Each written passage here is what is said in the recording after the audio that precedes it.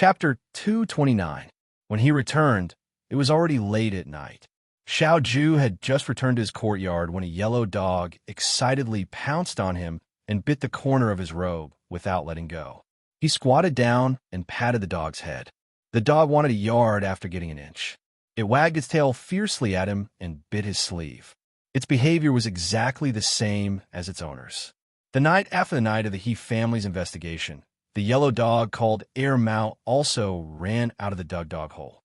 Since it was raised by He Yin, he naturally couldn't lose it. However, He Rufei was crazily looking for the thief that night. He Yin was afraid that he would investigate the He family and see Air Mao, so he entrusted Air Mao to Xiao Ju. No matter how bold He Rufei was, he didn't dare to go to the Xiao family's door. Naturally, he couldn't find Air Mao. Xiao Ju could only bring Air Mao back to the Xiao family. The little girl in the courtyard, called by Guo, really liked Air Mao.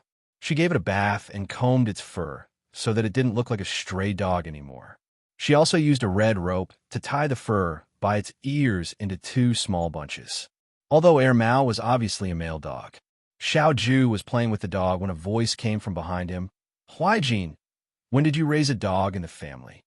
Xiao Ju got up and turned around. Xiao Jing and Bai Rongwei were standing at the side of the courtyard and looked at him strangely. As everyone knew, the second son of the Xiao family was very particular about cleanliness. Normally, it was fine when he was in the military camp, but when he returned to the capital, he was even more picky. Xiao family didn't raise any birds. Other than the green-eared horse, there were no other animals in the family. This dog looked like an ordinary dog from a farmer's family. Its fur was yellow with a little bit of black. It shouldn't be anything valuable. Xiao Ju looked down at Air Mao. Air Mao was barking noiselessly at him. "I helped someone raise it. Who would ask you to help raise a dog?" Xiao Jing laughed. "That's too much." Bai Rongwei nudged Xiao Jing with her elbow and smiled. "In Shuo City, only Missy can get Huaijin to help take care of a dog." Xiao Jing came to a sudden realization and looked at Xiao Ju with a gratified gaze. This younger brother of hers had always been overly cold and unreasonable towards women, but now it seemed that he was quite good at pleasing women. During the day, Bai Rongwei had already prepared a birthday banquet for Xiao Ju. She also knew that he was going to accompany He Yin to the night market tonight. There were many delicacies in the night market, so there was no food left for Xiao Ju tonight. "Big brother and sister-in-law, why are you still waiting for me so late?" Xiao Ju asked. "What's the matter?" Xiao Jing approached him and looked at Air Mao, who was playing in the snow in the courtyard. She smiled and said, "Do you know that fourth young Master Chu from Count Shijin's residence is going to marry Miss Su next month?" Xiao Ju absent-mindedly nodded. "You and fourth young Master Chu were both granted a marriage by His Majesty," Xiao Jing said. "Now that fourth young Master Chu's wedding date has been set, your sister-in-law and I would like to ask, when do you plan to set the date for your marriage?" Xiao Ju was slightly startled. "Your big brother and I have already talked to Master He. Master He said that as long as Missy likes it, he doesn't mind. Missy is a girl after all, so I can't ask too much." Bai Rongwei looked at Xiao Ju. "You are usually with Missy. Have you ever mentioned this to her?" Xiao family was very open-minded. When Xiao Zhongwu and Madame Xiao were still alive, Xiao Jing wanted to marry Bai Rongwei, who was a concubine's daughter. Madame Xiao didn't agree, but in the end, she went along with Xiao Jing's wishes.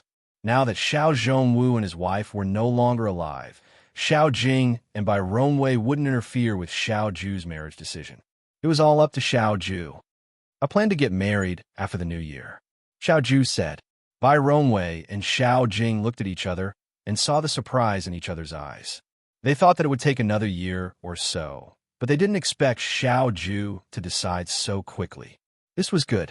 It seemed that Xiao Ju liked Miss He more than they thought. "Since it's like this, I'll give your birth characters to Master tomorrow and let him choose a good day for you. We also need to discuss with Master He what to do next. Don't worry about the betrothal gift. Ruby and I have already prepared it for you." Bai Rongwei's smile was full of genuine happiness. She took Xiao Jing's hand and said, "Ruby and I will go and ask someone to send the invitation to Master. Huaijin, you've been tired today. Go back to your room and rest.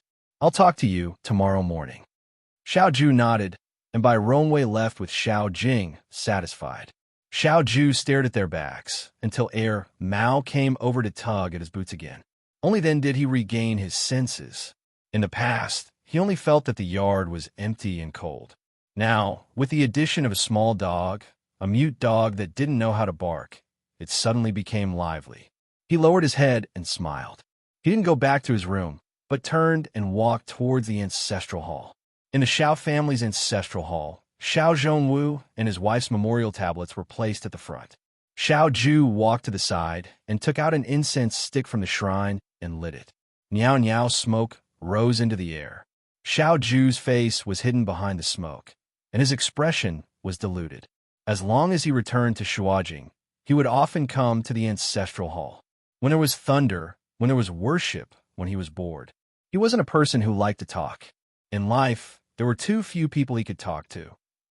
Everyone had their own difficulties, so there was no need to share them with others. The most difficult time was when he was scolded by the scholars behind his back during the Battle of Guiscity. When he returned to his residence, he only went to the ancestral hall to light 3 incense sticks. After the 3 incense sticks were lit, everything returned to normal. There were many things in the world that needed many years to experience bit by bit. When he was young, he had seen everything and found everything boring. In fact, he yearned for the sights of the world, but the sights of the world avoided him. So what if he was young and successful? So what if he was the son of an aristocratic family? Everyone thought of him as the moon high up in the sky. In fact, the moon was just a lonely youth. He had friends, and then his friends betrayed him. He also looked forward to his family, and then his family left him. His most unrestrained youth was just a few short years, and the only candy left in his life was given to the people who sought death on the road. All these years, he had been alone and left nothing behind. Until one day, a smiling girl barged into his life and told him, "I like the moon, but the moon doesn't know." He had never been so sure of one thing before. Xiao Ju raised his eyes and looked at the memorial tablet behind the smoke. "Father, mother." His voice was calm, as if he was saying an unshakable oath. "I like someone. I want to take her as my wife." In one of the courtyards of the He residence, the sound of intense coughing could be heard. The servant girl who was sleeping in the outer room of the courtyard was turned over by the noise and said in a daze, "Second madam is coughing again. Quickly go and take a look." "I'm not going." Another servant girl turned over and said impatiently, "Even second master doesn't care. Why should we be meddlesome? It'll be better in the daytime. If you want to go, you go." "It's so cold, I'm not going." The servant girl covered her head with the quilt. "I'll pretend that I didn't hear it." The coughing continued outside, and after a while, as if it was deliberately suppressed, a few muffled groans could be heard. Second madam, he struggled to get up, and her throat and eyes were in pain as if it was burned by fire. The handkerchief in her hand was already covered in blood. She struggled to breathe, and after a long while, she fumbled for the lamp. He Yuanliang hadn't come to her courtyard for a long time. To be precise, it was after the incident at Yu Hua Temple, when she was grounded in the He residence, and He Yuanliang refused to come to see her again. In fact, second madam, he had already expected this. Her husband was a villain, a cowardly and greedy villain. Now, he was even more afraid of offending Hirufei, so he hurriedly drew a clear line with her, even if she was his first wife. First wife, second madam, he smiled sarcastically. So what if she was his first wife? He could be so cruel to his biological daughter, so his first wife, who was not related by blood, was no different from a stranger to him. Second madam, he looked at the flickering flame in the oil lamp. She was the eldest daughter of the first wife in the family. That year, her father decided to marry He Yuanliang because he saw that the He family still had a place among the nobles in the Shuo capital. In her original family, the marriage of a daughter was to pave the way for the career of her father and brother. She didn't expect that would be the same when she married into the He family. Unfortunately, she was unlucky and gave birth to 2 daughters. So, of course, her children became the sacrifices of the He family. Second madam, he hated Hirufei for being cruel and merciless, hated He Yuansheng and his wife for coming up with the idea of exchanging children, hated he Yuan Liang for being a coward and incompetent, and most of the time, she hated herself. She hated herself for not being able to change everything. If she could give birth to a son, perhaps with a son, he Yuansheng would not be so arrogant. But she didn't, so she couldn't protect He Yin and He Xining. There was a knock on the door. "Second madam," he said. "Come in." It was a little girl who came in. She didn't look familiar. "Second madam," he asked. "Who are you?" "This servant is called Chui Luo, the maid who sweeps the yard." Chui Luo replied respectfully, holding a pot of hot water in her hand. This servant went outside to get some hot water. "Second madam, drink some water to avoid coughing."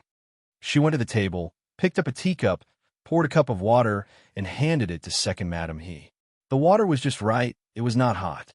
Second Madam He took a sip, and the tingling in her throat suddenly felt better. She said, "Thank you." Chui Luo lowered her head and said softly, "This is what this servant should do. If Second Madam needs this servant's help, please let me know. In my yard, everyone has already treated me as if I don't exist." Second Madam He smiled bitterly. "Why bother you? This servant's master is Second Madam He, so I naturally have to listen to Second Madam's orders." Chui Luo's voice did not change. Second Madam He was slightly stunned and couldn't help but seriously look at the servant in front of her. The maidservants of the He family were strictly disciplined by He Yuansheng and his wife. In the past, they were quite lively, but now, because of their fear of He Rufei, they had become dull. The servants were always trembling with fear, but this servant girl stood there, neither servile nor overbearing. She looked at Second Madam He without any respect, as if she was an ordinary person. Second Madam He's heart moved, and she asked tentatively, "Can you really help me with anything?" "Second Madam, please tell me. Can you find a doctor for me?" Chui Luo was silent for a moment, then said, "I'm afraid I can't right now, but this servant can bring some pills back for Second Madam." Second Madam He suddenly understood something. She sat forward a little and lowered her voice. "You're not someone from the He residence. Who is your master?"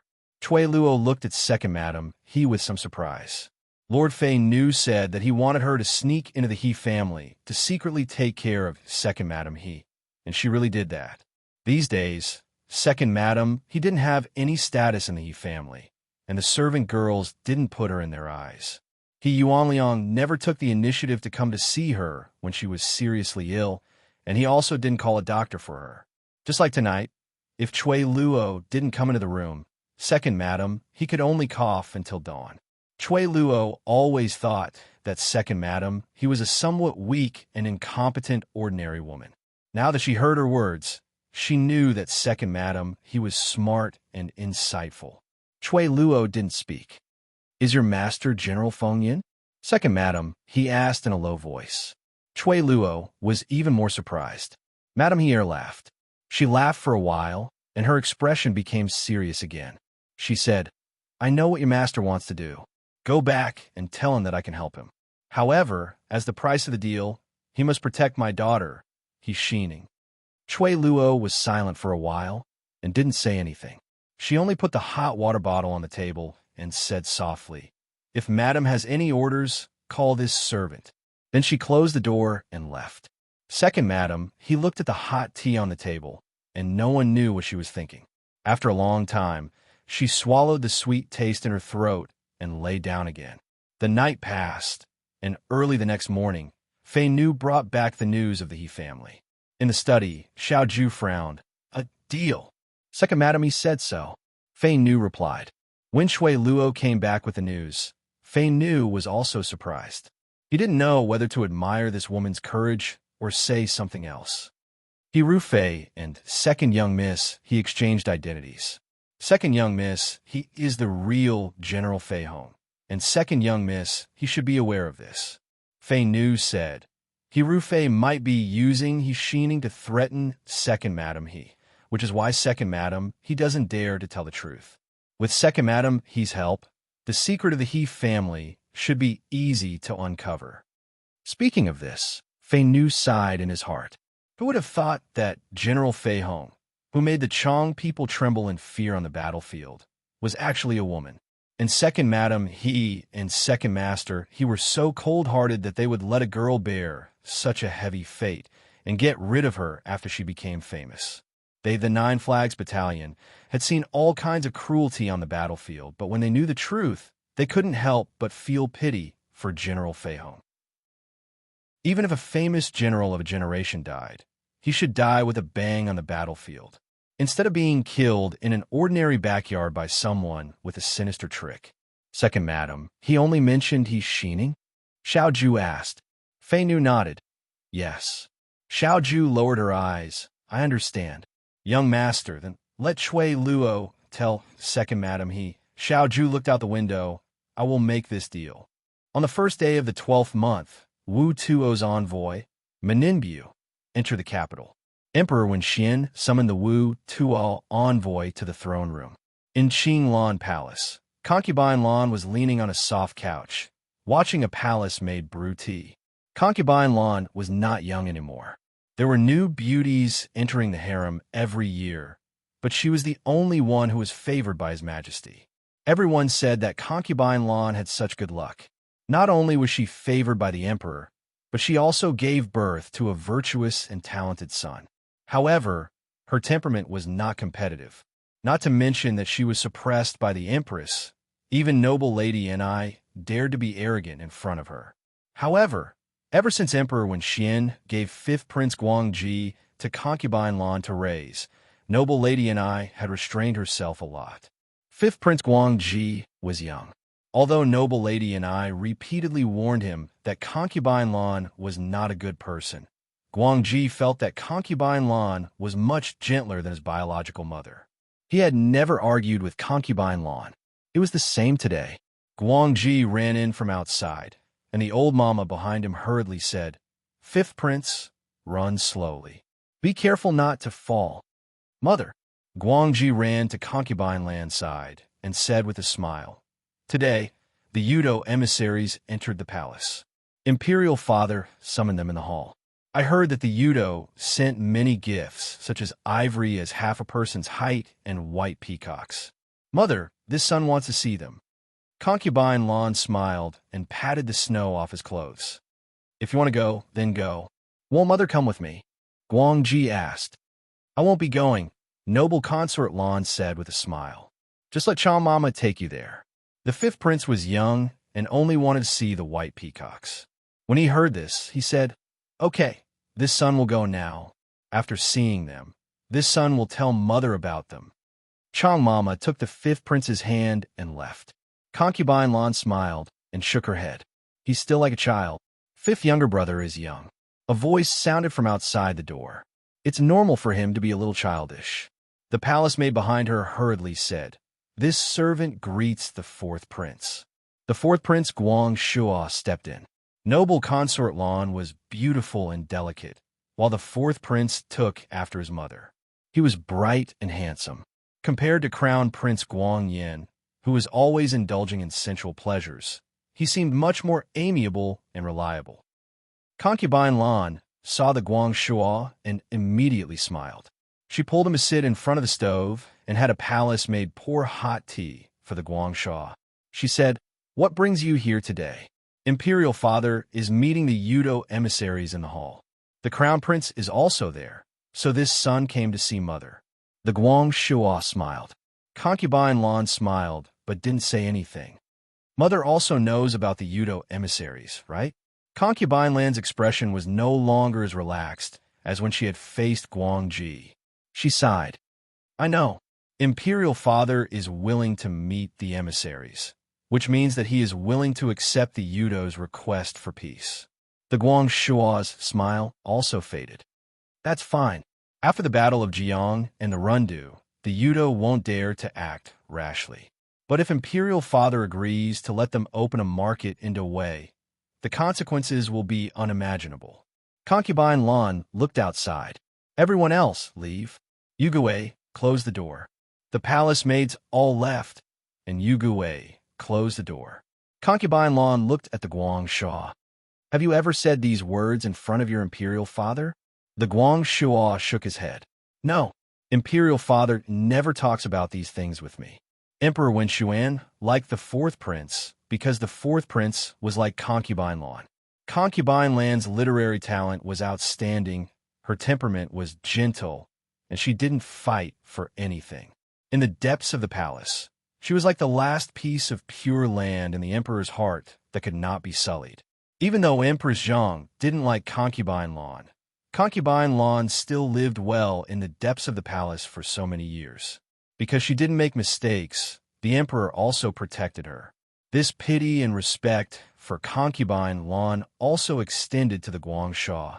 Guangshuo was the same.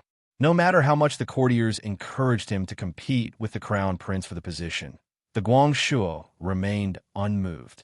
When he was with Emperor Wenxuan, most of the time, they talked about poetic and picturesque matters. Politics and the country should be the crown prince's concern. If he overstepped his boundaries, the emperor would dislike him. Guangshuo. Concubine Lan looked at him and suddenly said, "Do you want to compete?" Guangshuo paused. "Do you want to compete for the position?" Concubine Lan repeated. As if the secret in his heart had been exposed, Guangshuo awkwardly avoided Concubine Lan's gaze. "A kin doesn't dare. I only asked if you want to, not if you dare."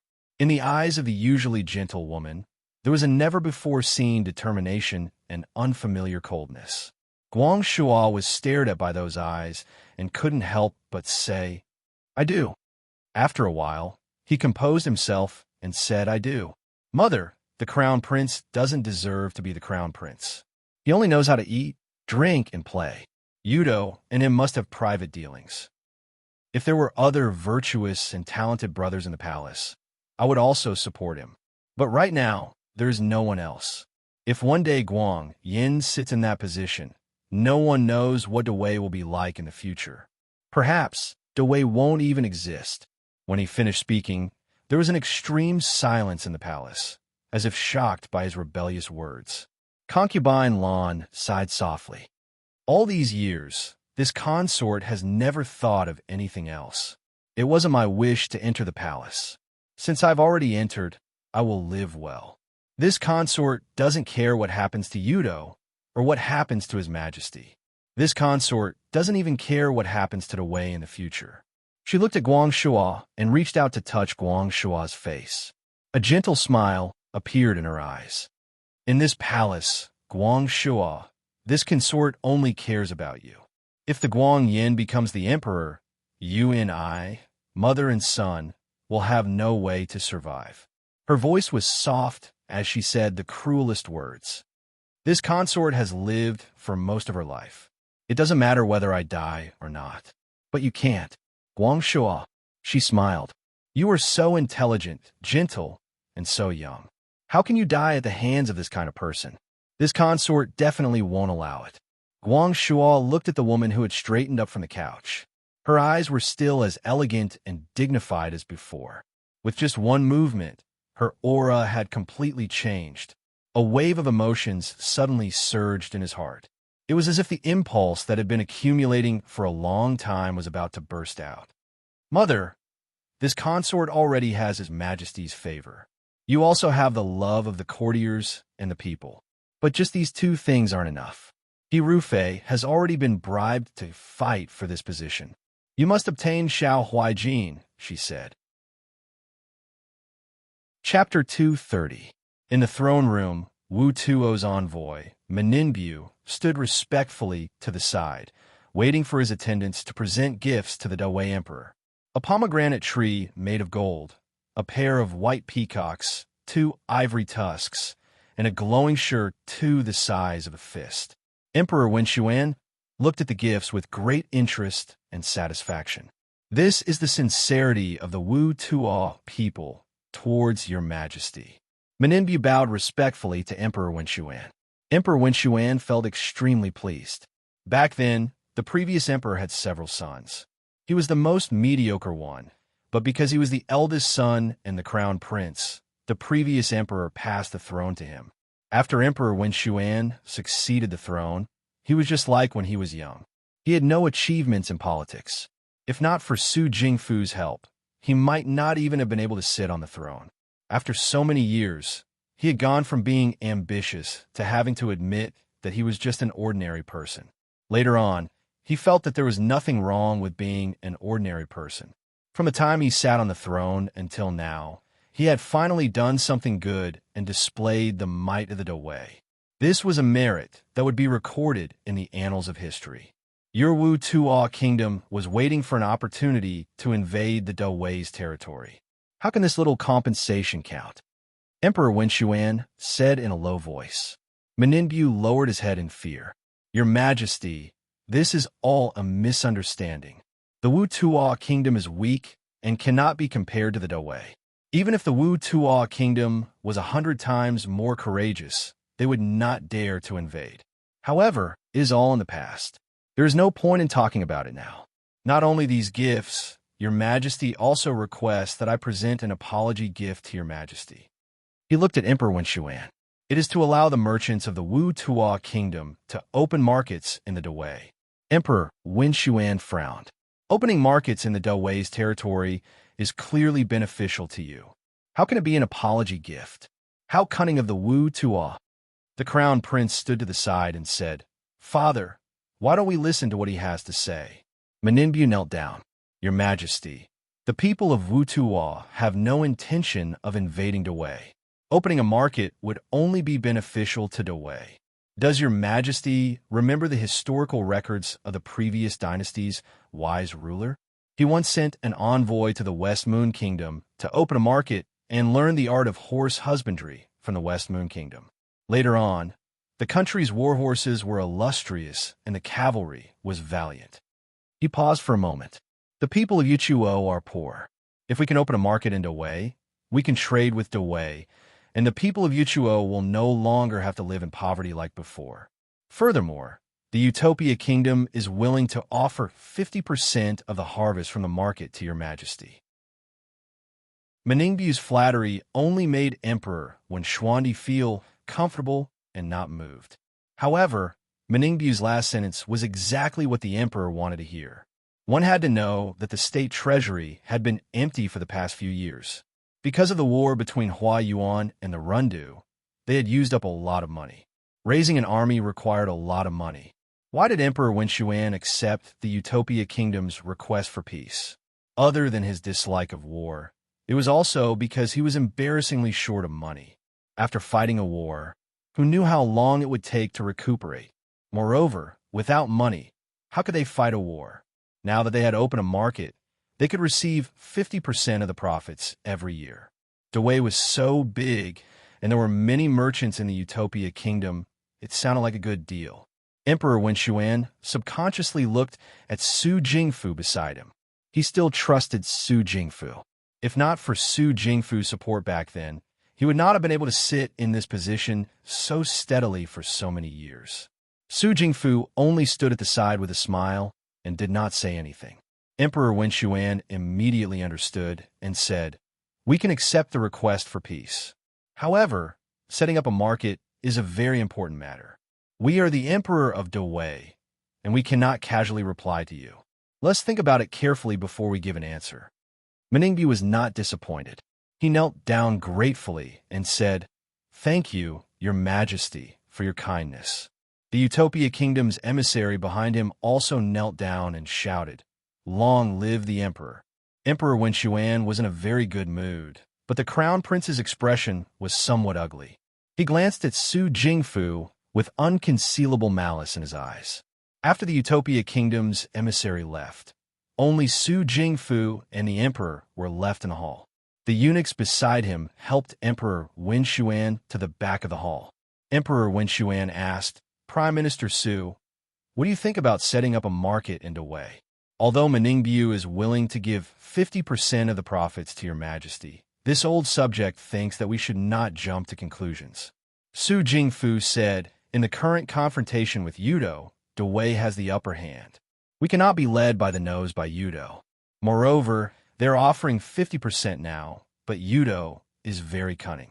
When the time comes, if they hide the profits, it will be difficult for Your Majesty to verify everything.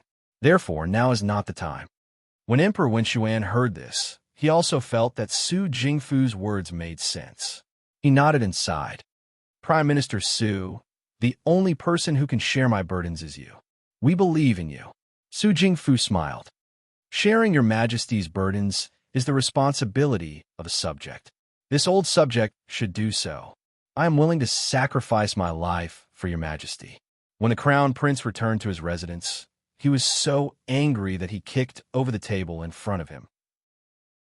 The servants around him were shocked and immediately knelt down. No one dared to step forward. Only a red-clothed servant walked out. Ignoring the crown prince's rage, she walked to his side and said gently, "Your Highness, why did you lose your temper the moment you returned to your residence? Did you meet an annoying person outside?" The Guangyin looked at the beauty beside him. In the entire residence, when everyone was afraid of him, only this woman was fearless and walked over as usual. However, this fearlessness did not make him dislike her. Instead, it made him feel that she was sincerely concerned about him. "I met an annoying person." The crown prince held Xiang and walked into the hall. As he walked, he said, "Prime Minister Su, that old bastard dared to ruin my plans." He sat down in front of the couch and casually poured himself a cup of wine to calm his anger. Xiang leaned into his arms and smiled. "Why is it Prime Minister Su again?" "Recently, just by listening to this servant, Prime Minister Su has already made your Highness unhappy for several days." "You're right," Guangyin snorted. "That old fart is now taking advantage of his old age to meddle in this consort's affairs. In this consort's opinion, it won't be long before he will also meddle in this consort's affairs. I think God thinks that he's too meddlesome and wants him to have no descendants in this life." These malicious words made Xiang giggle. She reached out her slender, jade-like hand and took the cup of wine from the crown prince's hand. She took a sip and smiled sweetly. "Of course, with your Highness like this, you will have many children in the future." "What are you hinting at?" The Guangyin pinched her face. The beauty smiled and avoided him. The anger in his heart unknowingly turned into lust. Just as he was about to pull her over and kiss her, someone outside said, "Your Highness, someone wants to see you." "Who is it?" The Guangyin's spirits were dampened, and he said impatiently, "Wu Tuo's envoy, Mr. Ma Ningbu." The crown prince was startled. He put down his wine cup and waved his hand. "Let him in." Xiang also stood up. She tidied her dress and stood beside the crown prince. Ma Ningbu walked in. He had the appearance of a typical Yudo. He was short and stout and looked honest and amiable. However, when his eyes moved, he looked cunning. He walked to the crown prince's side with a smile and bowed. "Your Highness, we meet again." When the crown prince saw Ma Ningbu, his irritation in the hall was aroused. He only said, "Sit." Ma Ningbu sat down opposite the crown prince. "You've seen the opening of the market," the Guangyin said. "It's not that I don't want to help you. I've already done my best." Ma Ningbu was still smiling, and there wasn't the slightest hint of annoyance on his face. "Your Highness has already agreed with the king to help the Wu Tuo kingdom open a market in the Great Way, and the Wu Tuo kingdom will naturally help your Highness obtain everything your Highness wants. Could it be?" He said unhurriedly, "Your Highness has already given up on that position?" "Nonsense," the Guangyin said angrily. "What do you know? Currently, there are many people in Dawei who secretly support the fourth prince. The crown prince and General Fengyun have a grudge against each other. The Dawei emperor favors the fourth prince. No matter how you look at it, your Highness is at a disadvantage." The crown prince gritted his teeth and didn't say anything. Although he was the crown prince, as long as Emperor Wen Xuan didn't issue an edict to pass down the throne, he wouldn't be able to sit comfortably as the crown prince. Originally, he had chased Xiao Huaijin out of Shuajing with great difficulty. However, he hadn't expected that the Battle of Jiang would allow him to regain his reputation. How could he be willing to let that coward, the Guangshui, sit on the throne? "This isn't because of your Highness," Xiang muttered. "It's clearly because of Prime Minister Su. Our Highness is also very willing to help the Yudo kingdom open a market in Dawei." Ma Ningbu couldn't help but raise his head to look at the person who spoke. He couldn't help but be stunned by the beauty of this servant. However, he quickly recovered from his daze and said, "Prime Minister Su?" Prime Minister Su has been obstructing us recently. It was because of him that news of the Battle of Jiang was leaked. Your Highness, Ma Ningbu said with a smile, are you sure that Prime Minister Su is on your side? What do you mean? The Guanyin asked cautiously. Nothing, Ma Ningbu said with a smile. I just think that Prime Minister Su is a smart person. Xiao Zhongwu was killed by Prime Minister Su. Since he is a smart person, he would never reveal his trump card in front of others. On what basis does Your Highness believe that Prime Minister Su's display of support for Your Highness means that he truly supports Your Highness? Don't try to sow discord between my relationship with Prime Minister Su. The Guanyin sneered. Cunning Yudo, why would I fall for your trick? It's fine if Your Highness doesn't believe me, Ma Ningbu said with a smile.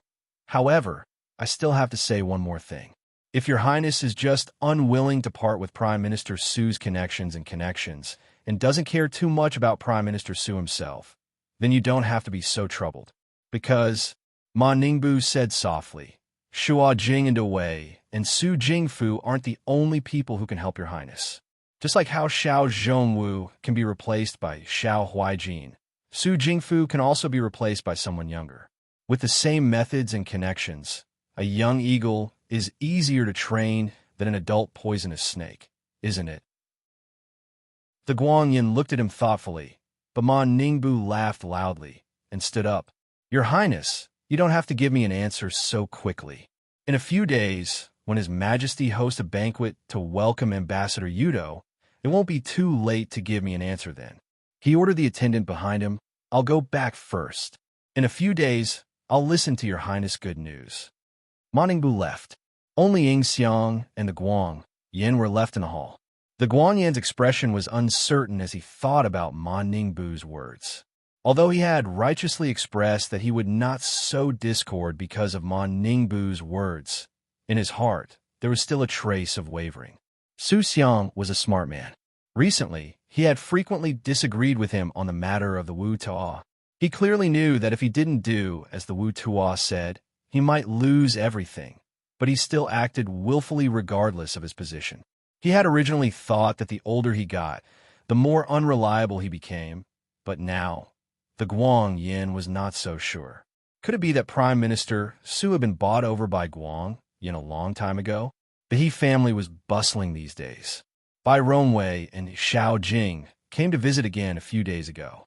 They were talking about the marriage between He Yin and Xiao Ju. As everyone knew, at the celebration banquet, His Majesty had bestowed a marriage between Chu Zhao and Su Pingting, and He Yin and Xiao Ju. Chu Zhao and Su Pingting were going to be married next month. After Bai Rongwei asked an expert to calculate the wedding date of Xiao Ju and He Yin, two dates were set. One was the 7th day of the new year, and the other was the 10th day of the new year. Both were auspicious dates for marriage. He Yin was not in the Fu. Although he was an official without any real power, he still had to do things every day, even though they were all miscellaneous things. When He Yinsheng heard Bai Rongwei's words, he immediately frowned and said, Then wouldn't there only be a month to prepare? Isn't it too rushed? He Sui was originally very happy, but when she heard He Yinsheng say this, she also felt that it was a bit inappropriate. Second young master, he does not need to worry, Bai Rongwei said with a smile. Ruby and I have already started preparing for Huaijin's marriage 2 or 3 years ago. However, Huaijin, this child, has never liked a girl. Even if we prepared, we could only put it aside. Now that His Majesty has bestowed a marriage, and Huaijin likes Miss He very much, there is no need to delay. Tomorrow, I will have the Fu send over the list of betrothal gifts. 2 or 3 years ago, He Yinsheng was still doubtful. You don't even know whom Military Governor Xiao likes. How can you prepare the betrothal gifts? This time, it was Xiao Jing who spoke. Xiao Jing said seriously, In the Xiao family, marriage does not depend on family status. As long as it is a girl that Huaijin likes, it will definitely be the best. Therefore, the betrothal gifts will definitely not be small. Yinsheng is not good with words. Eldest young master Xiao, please do not take offense. He Sui glared at He Yinsheng. We are not complaining about the betrothal gifts. Yin Yin is my daughter. My wife passed away early, so I raised Yin Yin. Although our family is not rich, Yin Yin has been pampered since she was young. I don't care about other things, but he looked at Byron Wei, and his usually easygoing and honest face became more serious. The person my daughter marries will definitely love and dote on her, just like how I treat her. The betrothal gifts are for others to see. Yin Sheng and I don't spend much money on normal days, so I don't care. What I care about is the life Yin Yin will have after she enters the Xiao family. He smiled. I am a rough man, and I don't know how to speak. I know that the Xiao family has an extraordinary status in the Wei, and it is our family who is climbing up the social ladder. However, I'm not boasting, but in the whole of the Wei, my daughter is also unique. I just want to know. His tone was unusually sharp. After Yin Yin enters the Fu, will military governor Xiao still take in concubines? If he does, I don't mind waiting a year or two before marrying my daughter off. If he doesn't, I don't have any objections. He Yinsheng looked at his father in surprise. He had always looked down on He Sui's good attitude towards the Xiao family, and always felt that he was rushing to climb up the social ladder. Even if the emperor granted the marriage, He Yin was a girl, so of course she had to be more reserved. If the emperor felt that the He family was easy to manipulate, then wouldn't He Yin be in a tight spot in the future? Not to mention these rich families. Even if they lived in the alleys of ordinary people like him, they would hear rumors of the husband's family bullying the new daughter-in-law every now and then. He thought that He Sui would go along with Grandma Zhao's words and quickly agree to He Yin and Xiao Ju's marriage. But he didn't expect He Sui's question to be so sharp. Their family was poor, and He Sui married. Even after his wife died, he never thought about remarrying or taking in concubines. This was natural. He Yinsheng didn't think there was anything wrong with it, but this was the case for poor families. It wasn't easy to support one more person, but it was different for rich families. Ever since He Yinsheng went to school, many of his well-off classmates more or less had a few concubines in their manners. This was the case for rich families, not to mention the children of noble families. He Yinsheng had thought about this before, but every time he thought about it, he deliberately avoided it. Because the emperor's marriage was unchangeable, and the world was like this. It was normal for rich and powerful families to have 3 wives and 4 concubines. If they didn't, the mistress would be scolded behind her back for being jealous. But now He Sui didn't hide it at all and directly said it out loud. And in his words, there was a hint of threat that if Xiao Ju dared to take in a concubine, he wouldn't let his daughter marry him. So what if the emperor decreed a marriage? To put it bluntly, the emperor wasn't young anymore, and He Yin was still in the prime of his life. At most, he would have to endure for a few more years, and he would be an immortal. Who would care about whether the emperor decreed a marriage or not? A new emperor brings in new officials. Who knew what the future would be like? Rules were rules when there was no choice, but when there was a choice, they were bullshit. Bai Rongwei and Xiao Jing looked at each other. After a moment, Bai Rongwei laughed and said, Master, you must be joking. Xiao family has never had a custom of taking in concubines. When my parents-in-law were alive, there were no concubines in the manor. Ruby and I have been married for many years, and there was no one else between us. Huaijin should be like this. Xiao Jing also said, perhaps Master He's words are looking down on Huaijin too much. It's because Miss He is the only woman in Da Wei that Huaijin has deep feelings for her. As his older brother, I know Huaijin's temperament very well. Once he has decided on something, he won't look at anything else. I dare to swear on the entire Xiao family that Huaijin will not have any other woman in his life other than Miss He. If Master He doesn't believe me, you can ask Huaijin face to face again. He smiled and said, things like oaths, even if you say them thousands of times, people who don't keep their promises will still go back on them. People who truly honor their promises will keep it in their hearts, even if they don't say it again. He Yinsheng looked at Xiao Jing and thought to himself, just like how he protected He Yin, this Xiao Ruby also seemed to be particularly protective of Xiao Huaijin. The two brothers had such a good relationship, so their family style should be quite good. The two young masters of the Xiao family, one was as gentle as the spring breeze, and the other was as fresh as the autumn water. They were both giants among men. If they said something, they would definitely do it. He Sui laughed loudly. No need. I trust eldest young master, and I also trust military governor Shao. I don't care whether it's the 7th or the 10th day of the lunar month. Bai Rongwei also laughed. That's great. From today on, I will start writing the invitations so as not to miss the auspicious hour. He Sui and Bai Rongwei discussed marriage matters for a while. Then Bai Rongwei and Xiao Jing got up and left. After they left, He Yinsheng looked at He Sui and asked, Father, eldest young master Xiao just said that military governor Xiao won't take a concubine in the future. How much do you think he said that? He Sui said 50%. What? He Yinsheng almost jumped up. Didn't you just say that you trust the two brothers? You said it so confidently that I really believed it. I didn't grow up with them. I only heard about them from others. How do I know if they are telling the truth? Distance tests a horse's strength, and time reveals a person's heart. I've only met them a few times. Do you think I can read minds? He Sui scolded. Then you? I just want a guarantee from them. Xiao family also knows that although our family is poor and not a government official's family, we are not easy to bully. If Yin Yin is wronged in their family, I will make them suffer even if I have to risk my life. Come on. He Yinsheng didn't believe it. Even if we risk our lives together, we can't do anything to them. He Sui slapped him on the head. Why do you always praise others and diminish your own prestige? When can you learn from your sister? Learn from what? Learn from her and smile when she sees military governor Xiao? He Yinsheng sneered. Besides, if military governor Xiao really wants to take a concubine in the future, we will be so anxious here. Maybe He Yin, that idiot, won't even care about it and will stupidly help count the money. She won't. What? He Sui lowered his head and smiled. Yin Yin won't.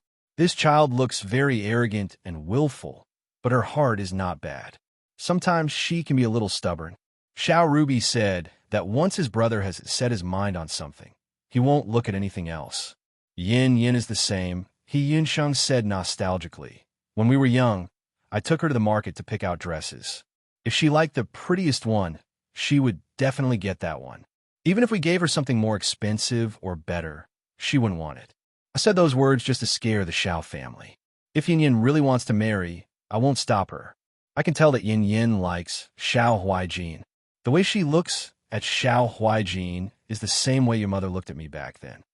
He Yinsheng was moved by He Sui's words at first, but when he heard the last sentence, he immediately stopped being moved. He gritted his teeth and said, Let's not talk about this anymore. Besides, don't talk about how stubborn He Yin is. Didn't she like that fan guy so much before? She doesn't even mention him now. There was one more thing that He Yinsheng didn't dare to say. When Fan Sheng died, He Yin was as calm as an ant on the roadside. She didn't even shed a tear. He Sui said, How can that be the same? That fan guy isn't human. He Yinsheng. Chapter 231. When He Yin returned to the Fu, it was already very late at night. He Yinsheng told her that Bai Rongwei had come to the Fu. When He Yin heard that they had even calculated an auspicious date, she couldn't help but be startled. After the new year? Yes. He Yinsheng looked at her expression. Do you also think it's too rushed? Not really, He Yin replied. It's just that there have been a lot of things to do in the imperial court recently. Wu Tuo's envoy just arrived in the capital today, so the next 2 months will be very busy. Xiao Ju and I won't have time to prepare for the wedding. He Yinsheng frowned. Don't you think it's too fast? It's okay, He Yin said. His Majesty has bestowed a marriage, so she has to get married sooner or later. What does it matter? It's still your marriage. He Yinsheng felt a headache coming on. Can you at least be a little more careful? He Yin felt that there was no need to do more. When she got married in her previous life, she also returned to the capital and got married not long after exchanging identities with He Rufei. Time was tight, but everything in the He family had already been arranged. From the dowry to the wedding dress, she didn't worry about it at all. She didn't know if other women were like this when they got married, but in her memory, marriage was just a matter of moving from one family to another. He Sui scolded He Yinsheng. Your sister knows what she's doing. What are you worrying about? Then she looked at He Yin and asked, Yin Yin, when Madame Xiao came over today, she said that the betrothal gifts have already been prepared. Since you have an official position, After you marry into the He family, you don't have to worry about it in the morning and at night, just like before. As for your dowry, Father has already prepared some for you. Of course, our family can't compare to the Shao family, but you don't have to be ashamed or upset about it. When our daughter marries over, she will have her own salary every month. Isn't it better than a dowry? But there's one last thing. He scratched his head. You've been in Liangzhou for so long, but you haven't embroidered your wedding dress. Now that you are married, it will be too late to embroider by yourself. In Shuajing City, there are many excellent embroiderers. Whichever one you like, I will invite her to make your wedding dress. She should be able to make it in time. That shouldn't be cheap, right? Ian asked. My daughter is getting married. Of course, I want the best. He said carelessly. I have plenty of money. I don't lack money. Ian said. As for the wedding dress, I have my own plans. Father, don't worry about it. But it's my own marriage. Of course, I'll make my own decisions. Ian stood up. Father, are you going to choose a wedding dress for your daughter? I didn't mean that. He hurriedly said, but when he saw Ian's gaze, he was defeated. Forget it, as long as you think it's good. However, when you've chosen an embroiderer, you must tell Father so that Father can invite one for you. I know. Ian looked outside. It's getting late. Father, you and Yunxing should go to bed early. After freshening up, Qing Mei came into the room to take away a basin of hot water. She said, if the auspicious date is set, you will get married after the new year. Why do you not look nervous? Getting married is not going to the battlefield. Ian laughed. What's there to be nervous about? You are too careless. Qing Mei muttered. What about the wedding dress? Have you ever thought about what you would look like when you put on your wedding dress and married Governor Shao? Ian was slightly stunned. In her previous life, when she married Su Zhiheng, the wedding dress that the He family prepared for her was actually quite gorgeous and exquisite. However, when Ian looked at herself in the mirror, she always felt a little uncomfortable. The scars under the exquisite dress would always be seen by others. What she had to accept was the unknown future of living in a strange mansion as a woman. Even though she was looking forward to it, there was actually fear in the depths of her heart. But now, she was no longer afraid of getting married. Perhaps it was because Xiao Ju had promised her that even after she married into the Shao family, she would not have to sacrifice anything and be her true self. When Qing Mei saw that Yin did not speak, she thought that Yin was finally shy. She smiled with relief and went out with the basin of hot water. Yin was startled by the sound of the door closing. She came back to her senses and lay down on the bed. Suddenly, she remembered something and took out the black jade with a snake pattern from her inner clothes. Under the night lights, the black jade emitted a cold and gentle warmth. After giving this jade to her, he untied it around her waist and was afraid that it would fall off, so she found a string and hung it around her neck like a necklace. A beautiful wedding dress would definitely cost a lot of money. He Sui and He Yunsheng were already struggling to make ends meet because of her marriage. If she took this piece of jade to the embroidery workshop, would they allow her to buy it on credit for Xiao Ju's sake? However, if the news of her buying a wedding dress on credit spread, not only would her face be tarnished, but Xiao Ju's face would also be tarnished. It was still not possible. He had put the jade back in her clothes and turned over. Since ancient times, getting married was indeed a matter of spending money. At night, in the empty hall on the mountain, 2 wooden tigers were lying in front of the hall. They were so quiet that they seemed to be asleep. A gray-feathered pigeon flapped its wings and landed in front of the small table. It blinked its black bean-like eyes and pecked at the red wild fruit on the porcelain plate on the table. A slender hand reached over and took off the copper pipe that was tied to the pigeon's leg. After a moment, the copper pipe fell to the ground with a crisp sound. Someone yawned and asked in a daze, "What's wrong?" The person who spoke had a white and round face. His eyes were squeezed into slits by his flesh, but they were not greasy and disgusting. On the contrary, he looked a little funny and amiable. If Yin was here, she would recognize that this person was Xiao Ju's master, Lu Daichuan, who was good at forging swords. Hey, Lu Daichuan saw the gray-feathered pigeon and was surprised. There's a letter. Who is it from? Who else could it be? It's your precious disciple. The woman with the letter turned around and revealed a charming face. This woman was about 30 to 40 years old. Her appearance was not considered beautiful. What was beautiful was the flirtatious look between her brows. Her eyes were very charming, but her lips were very thin. She appeared restrained and cold. This bit of contradiction was very well mixed together by her. In the end, only an indescribable immortal charm was left. She had such a face, but she wore coarse linen clothes. Her hair was loosely tied up with a branch. She looked like a mountain ghost in the legends. Huaijin sent a letter? Lu Daichuan was surprised. Why did he suddenly send a letter? The beautiful woman sneered. Of course he sent someone to do it. Do you think he came to say hello and show filial piety to us?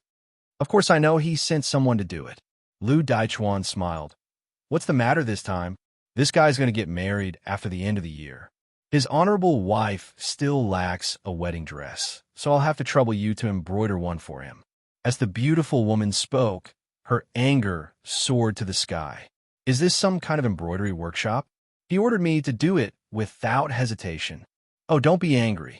Lu Daichuan poured her a cup of tea. After all, our Miss Ru Xing used to be the best embroidery girl in a way. Ru Xing was not moved by his flattery. You are already so old. Don't call me miss. What embroidery girl? It was so many years ago. You still remember. Lu Daichuan blinked. Of course I remember. After you went up the mountain, many people looked for you. Your legend is still in the Shuo capital. Lu Daichuan said, your embroidery skills are so good that you can't find a better one. Huaijin came to you for help because of this. I've never seen a disciple who can order their master around so smoothly. Ru Xing glared at him. Among us, you spoiled him the most. You spoiled him the most. You spoiled him the way he is now. Lu Daichuan was innocent. The five of us are his masters. How can you say that I caused all this? Besides, Ru Xing, do you really think that I spoiled him back then? Ru Xing glared at him and didn't say anything. Of course not. When Xiao Ju went up the mountain, he was very young. When he came down the mountain at the age of 14, he was still a teenager. But in the 10 years in between, there was not a single day that was easy. Xiao Zhongwu knew that he would have to carry the Xiao family's future on his shoulders. It would be a lonely and difficult road. He asked the five of them to teach and train Xiao Ju in the strictest way. Only by enduring what ordinary people couldn't endure could one achieve what ordinary people couldn't. The world said that Xiao Zhongwu was very lucky. The eldest young master was already so outstanding, but the second young master was even better. If it weren't for his cold temperament, he would be better than all the men in a way. But no one knew what Xiao Ju had been like during those years on the mountain. It was definitely not a pleasure. The masters were all human beings, not real gods. They all had 7 emotions and 6 desires. Sometimes when they saw that the little child was really pitiful, they couldn't help but feel sorry for him, but they couldn't show it. After a long time, Xiao Ju didn't have a deep attachment to his masters. Since he left the mountain, he didn't have much contact with them except for going up the mountain once a year. Lu Daichuan understood. Who would be nice to a person who had tortured, beaten, and scolded him since he was a child, and threw him into the array for no reason? Xiao Ju didn't come back for revenge. It was already very good of him. That's good. Lu Daichuan put his hands together. I was worried that after staying on a mountain for so long, he would become cold and unsociable. I was worried that he would be single for the rest of his life. Now I'm relieved. If he didn't get married because of us, it would be a big sin. That's good, Ba. Ru Xing rolled his eyes. What about that girl? Lu Daichuan, what do you mean? Haven't you seen that girl? Ru Xing asked impatiently. That girl from the Shin family has been chasing that bastard for so many years, but he didn't fall in love with her. But he fell in love with that girl and even asked me to embroider a wedding dress for her. I want to know what's so special about that girl. He stroked his hair. Is she as beautiful as me? Lu Daichuan laughed. She's only 17 or 18 years old. She's in her prime. You're already half a foot into the ground. How can you compare? You haven't been beaten for a long time, right? Ru Xing smiled. I'm joking. Lu Daichuan coughed. I think that girl is very nice. You should trust Huaijin's taste. A man's taste can't be taken seriously. Ru Xing said disdainfully. You have to trust Jian's taste. Lu Daichuan smiled. Huijin's autumn sword likes her very much. What? That day, she came to help Huijin get the repaired autumn drinker sword. When the sword was in her hands, I could feel that the autumn drinker sword liked her. I've been on the mountain for many years. I've seen more swords than people. Autumn sword takes after its master. If autumn sword likes Miss He, she must be good. After a long silence, Ru Xing said, maybe that sword has been on the battlefield for a long time, and its mind is not clear. That's not interesting. Lu Daichuan said, do you know what you're like now? You're like an evil mother-in-law who is dissatisfied with the bride. Who are you calling an evil mother-in-law? Ru Xing looked at him with murderous eyes. I'm saying you should relax. Lu Daichuan said, Huijin is better at judging people than you and me. Since he likes Miss He, we should support him as his elders. As for Huijin, although he usually treats us coldly, you know very well why we've been safe and sound on the mountain for so many years without any disturbances. Ru Xing did not speak. Now that he can get married and start a family, General Xiao did not entrust him to us in vain. Lu Daichuan sighed. The wind in the hall was cold, reminding them of the nights on the mountain. The young boy practiced with a cold face and grew up in the blink of an eye. Ru Xing was silent for a while, then got up and walked out. Lu Daichuan stopped her. Hey, where are you going? Of course I'm going back. Ru Xing gritted his teeth. To embroider a wedding dress for your damned disciple. I've taught a debt collector. It took me a lot of effort to send him down the mountain. Now that he's about to get married, he comes back to make trouble for me. She's the best embroiderer in a way. Lu Daichuan smiled and said, the wedding dress she embroidered is the best in the world. Of course. Ru Xing's voice had a hint of a smile. I hope that girl is worthy of my skills. Heian did not know that Xiao Ju had asked her master to embroider a wedding dress for him. Bai Rongwei sent someone to tell him that Xiao Ju was already preparing the wedding dress. He Sui and He Yunsheng were still a bit uncomfortable. How could a woman's wedding dress be prepared by her husband's family? Heian felt that Xiao Ju was very considerate. He knew that she was not good at this kind of thing, so he took care of it himself. She was happy and relaxed. The wedding date was set for the 10th day of the new year. Xiao family's wedding invitations had been sent out. Everyone in Shuajing knew about it. The He clan didn't have that many relatives and friends. At most, there were just a few good friends that He Sui had when he was still a commandant. He Sui felt that there were not many people coming to watch the wedding. These days, he had been worried. Heian did not think that it was a big deal. Getting married was not going to fight. The more people, the better. Moreover, she did not want to be stared at like a monkey. She put the wedding matter aside for the time being.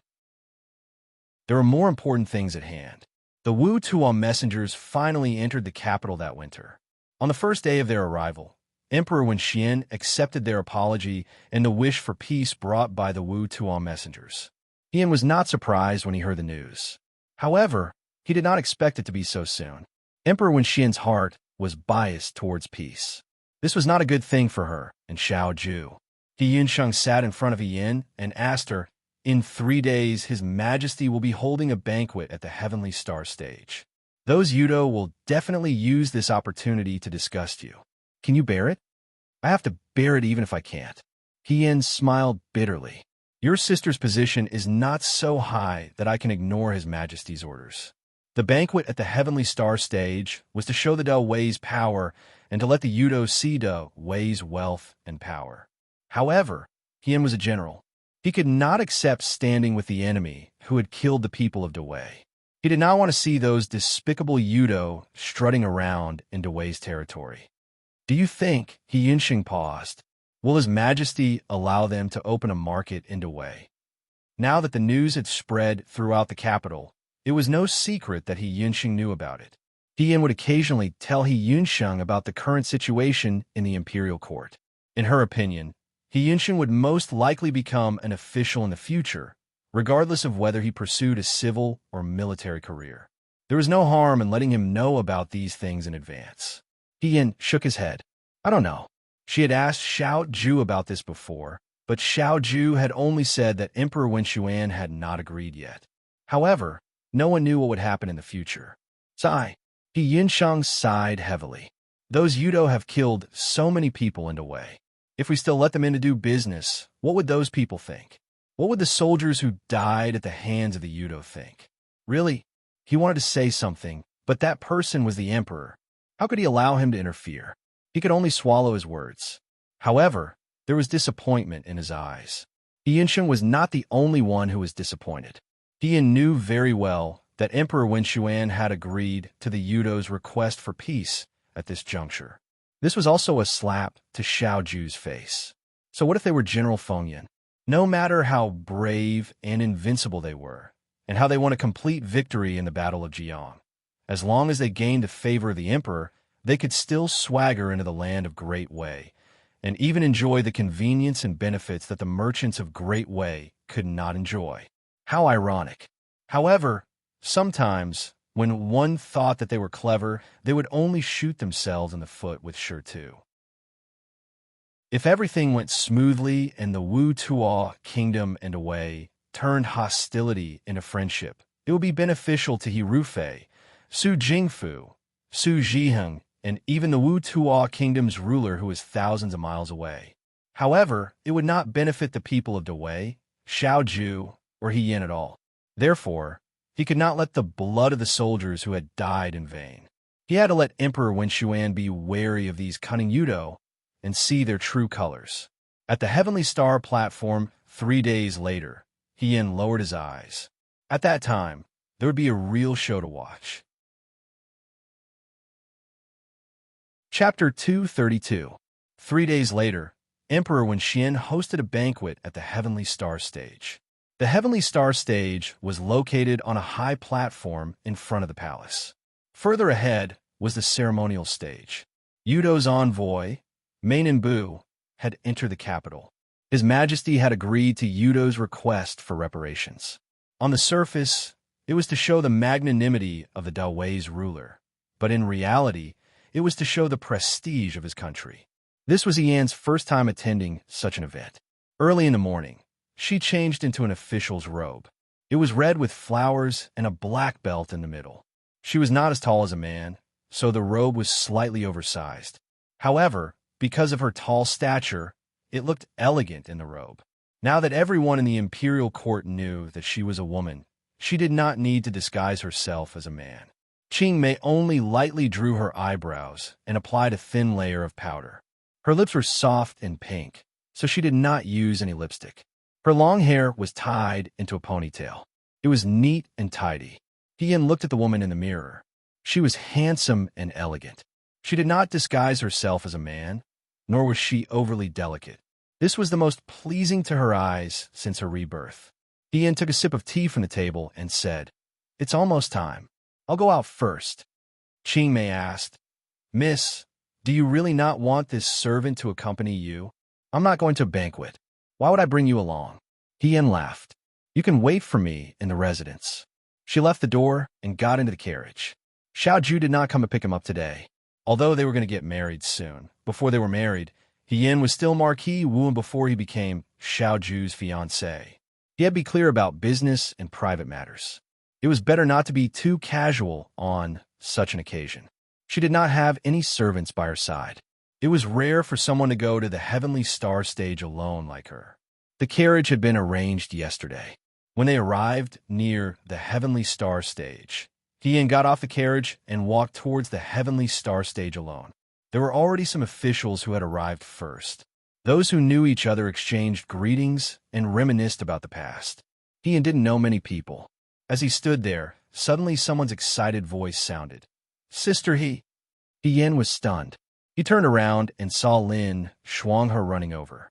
Yin was also dressed very formally today. If he didn't speak, he would look like a talented young man in the imperial court. Yin asked curiously, "Brother Lin, why are you here? Isn't it said that only officials can be here?" "My grandfather and father are both here," Lin Shuanghe said disapprovingly. "The Empress Dowager likes me, so she let me come and join in the fun." Young Master Lin came in through the back door again. Lin Shuanghe looked at Yin from head to toe, his eyes sparkling. "Younger sister He, this is the first time I've seen you in your official uniform. Beautiful. Our Huaijin is really lucky to have found such an outstanding beauty as his wife. This person always praised without thinking, regardless of whether the other person could accept it or not. He interrupted his flattery. I haven't seen Brother Lin in a long time. What has Brother Lin been busy with? Don't say any more, Lin Shuang has said with a bitter face. I've only left Shuajing for a year and a half, but there have been a lot of women coming to Shuajing to find me. Ever since I came back, I've been seeing patients every day. Did Sister he not notice that I'm so tired that I've lost weight? Ian saw his energetic appearance and said, That's not true. If you don't want to see a doctor, you can just close the door and not see them. Why force yourself like this? They're all women, Lin Shuanghe said seriously. A gentleman should have tender feelings for the fairer sex. Ian was speechless for a while, then said, So that's why Brother Lin is so busy. That's why he completely forgot about helping me find a house. Lin Shuanghe was stunned for a moment. He finally remembered something that he had long forgotten. He looked at Ian strangely. But aren't you and Huaijin getting married on the 10th of the year? Why are you buying another house? It's not for me to live in. Ian was helpless. I want Father and Yunsheng to change houses. In the past, she had no choice but to be poor. Now, she had a proper official position. The money that Xiao Ju gave her last time was enough to build a new house in the capital. Although it wasn't as luxurious as a rich family's house, it was still much better than the one in front of her. Ian thought about it. She would just treat it as borrowing Xiao Ju's house. After a year, she would pay him back. So it's for uncle and younger brother. Lin swung aside in relief and patted Hian's shoulder. Don't worry. Leave this matter to me. I promise to help you settle it properly. Hian, didn't you say that you're too busy to deal with this matter? Ahem, I have time. I can squeeze in a little. So you deliberately didn't help me find a house before. Younger sister how can you think of me like that? As they were talking and laughing, Lin Shuanghe suddenly waved behind Hian. Huaijin. Hian turned around and saw Xiao Ju and Xiao Jing walking over from the other side. The two brothers had outstanding looks. Walking among the young officials, they were like cranes in a flock of chickens. When they got closer, Hian bowed to Xiao Jing. Xiao Jing smiled and said, This is the first time I've come to the Heavenly Star platform with a female official. Miss He is valiant and valiant. Women don't lose out to men. Hian replied courteously. Lin Shuanghe rubbed his chin and looked at Hian and Xiao Ju for a while. He said, I have to say, the two of you look really compatible. Hian looked at Xiao Ju. He was also wearing his official robe today.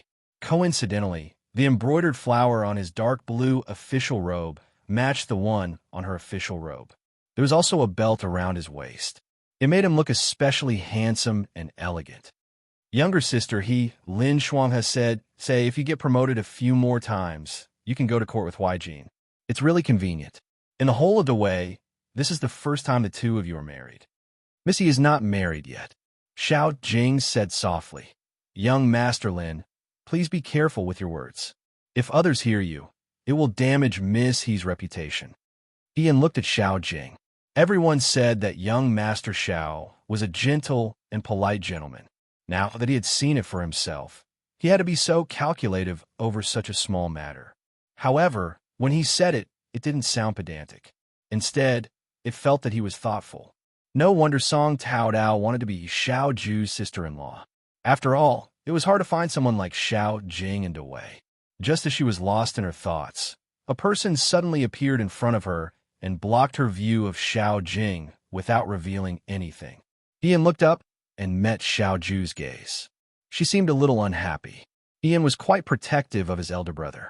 Was he afraid that he would have designs on Xiao Jing? At this moment, someone called out Lin Shuanghe's name. It was probably Lin Shuanghe's friend. Lin Shuanghe followed the voice. Xiao Jing also walked a few steps forward and started talking with her colleagues.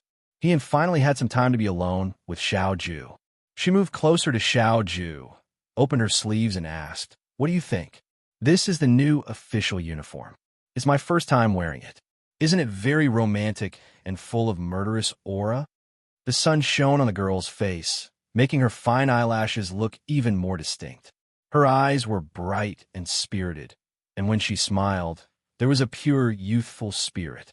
The red official's robe made her look even more heroic, and it was a valiant aura that was completely different from other girls. There were millions of girls in the world. She was the only one who was different. Xiao Ju turned around and looked away. Ian saw her like this and pulled back her sleeves. She moved closer and asked, "Isn't it? I don't see any murderous aura." Xiao Ju couldn't stand her pestering and looked down at her. Her eyes flashed with a hint of a smile. She purposely made her angry. "You're so silly." Ian gritted her teeth. "Why can't you say something nice?" She turned around and pretended to leave. However, when she turned around, she bumped into someone and almost fell into his arms. Chu Zhao stood in front of her and looked at her. "Miss He." Fourth young Master Chu. Xiao Ju pulled Ian back to her side. Chu Zhao first looked at Xiao Ju, then his eyes fell on Ian. He still had that familiar gentle smile. "I already know about Miss He's happy news. I congratulate you in advance." "Same to you." Ian smiled. "I also wish fourth young Master Chu and Miss Su a happy marriage." Chu Zhao heard this, and his eyes trembled slightly. He seemed a little sad, but he still saluted Yin and walked away. Yin looked at his back and felt that it was especially bleak. She couldn't help but say to Xiao Ju, "Don't you think that fourth young Master Chu is quite pitiful?" Xiao Ju said coldly, "I don't think so." "How can that be?" "I think that Yin said softly, "Maybe he doesn't like Miss Su." People's eyes can't lie. His gaze is very strange.